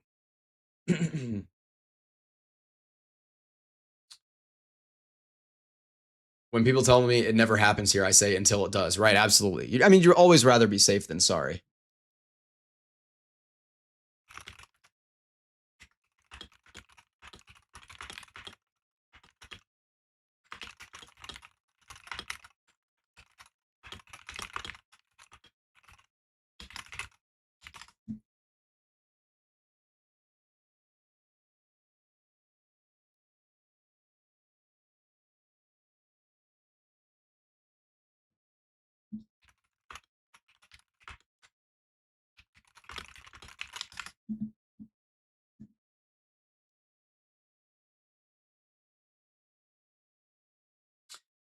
Can we get the Will Bratton PC specs? Oh gosh. I'm not going to go too deep into it. I mean, I have a 4070 Super Ti. I built it about 2 years ago, just over 2 years ago. Um, it's a beast. 32 gigs of DDR5. Right before RAM got super, super, super expensive. It was expensive, but not like viciously expensive like it is now. Weather-wise, it's too laggy and clunky. I mean, look, I don't have a problem with any of the other applications, but for me personally, if you're on your phone and you're not using radar scope, like, I don't know. In terms of radar analysis, now there's other things, but you know, in terms of just straight up real-time radar analysis, radar scope's the way to go for me, or to me.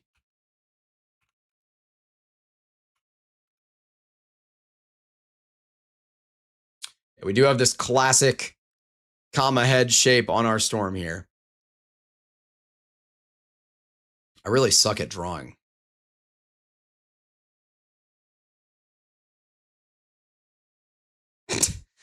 Sure. Good enough. But again, this storm could easily be producing up to 60, maybe towards 70-mile-per-hour wind gusts. It wouldn't shock me if it eventually was able to produce like an isolated gust above 70 miles per hour, but yeah.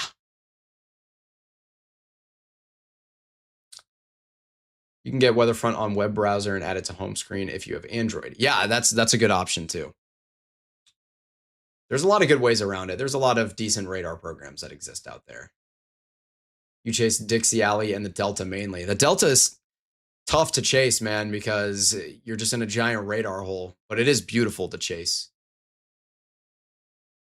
I have radar scope and I've had it for years. I also have several others too, though. Yeah, myself as well. I've had radar scope since I was a kid. And yeah, it's a very good program.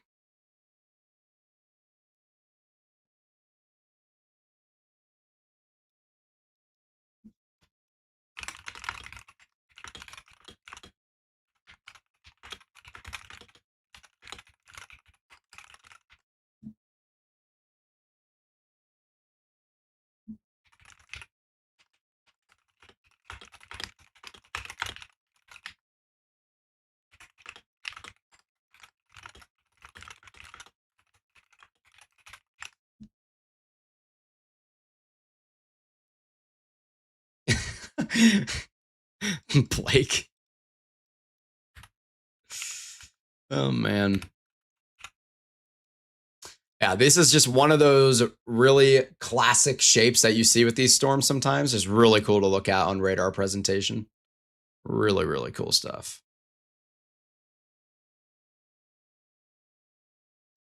Really cool. Excelente. I'm old and old school. I read the sky and environment around me. Well, you have to be able to chase with your eyes. If you can't feel the air and understand, like, your inflow is not warm enough or it doesn't have enough moisture or anything like that, like, if you can't chase and you can't look at the clouds and know what's going on, it's too dangerous for you to chase, in my opinion. If you're sitting there staring at the radar the whole time, you should not be chasing. It's really dangerous. What's the strongest tornado in my area that I remember? Actually, it wasn't long ago. We had an EF3 roll right through downtown St. Louis just last May. So a year and 2 months ago. I chased when there wasn't cell phones. Yeah, that was what separated people who really had skin in the game and those who did not. Was when you didn't have as many incredible resources available to you.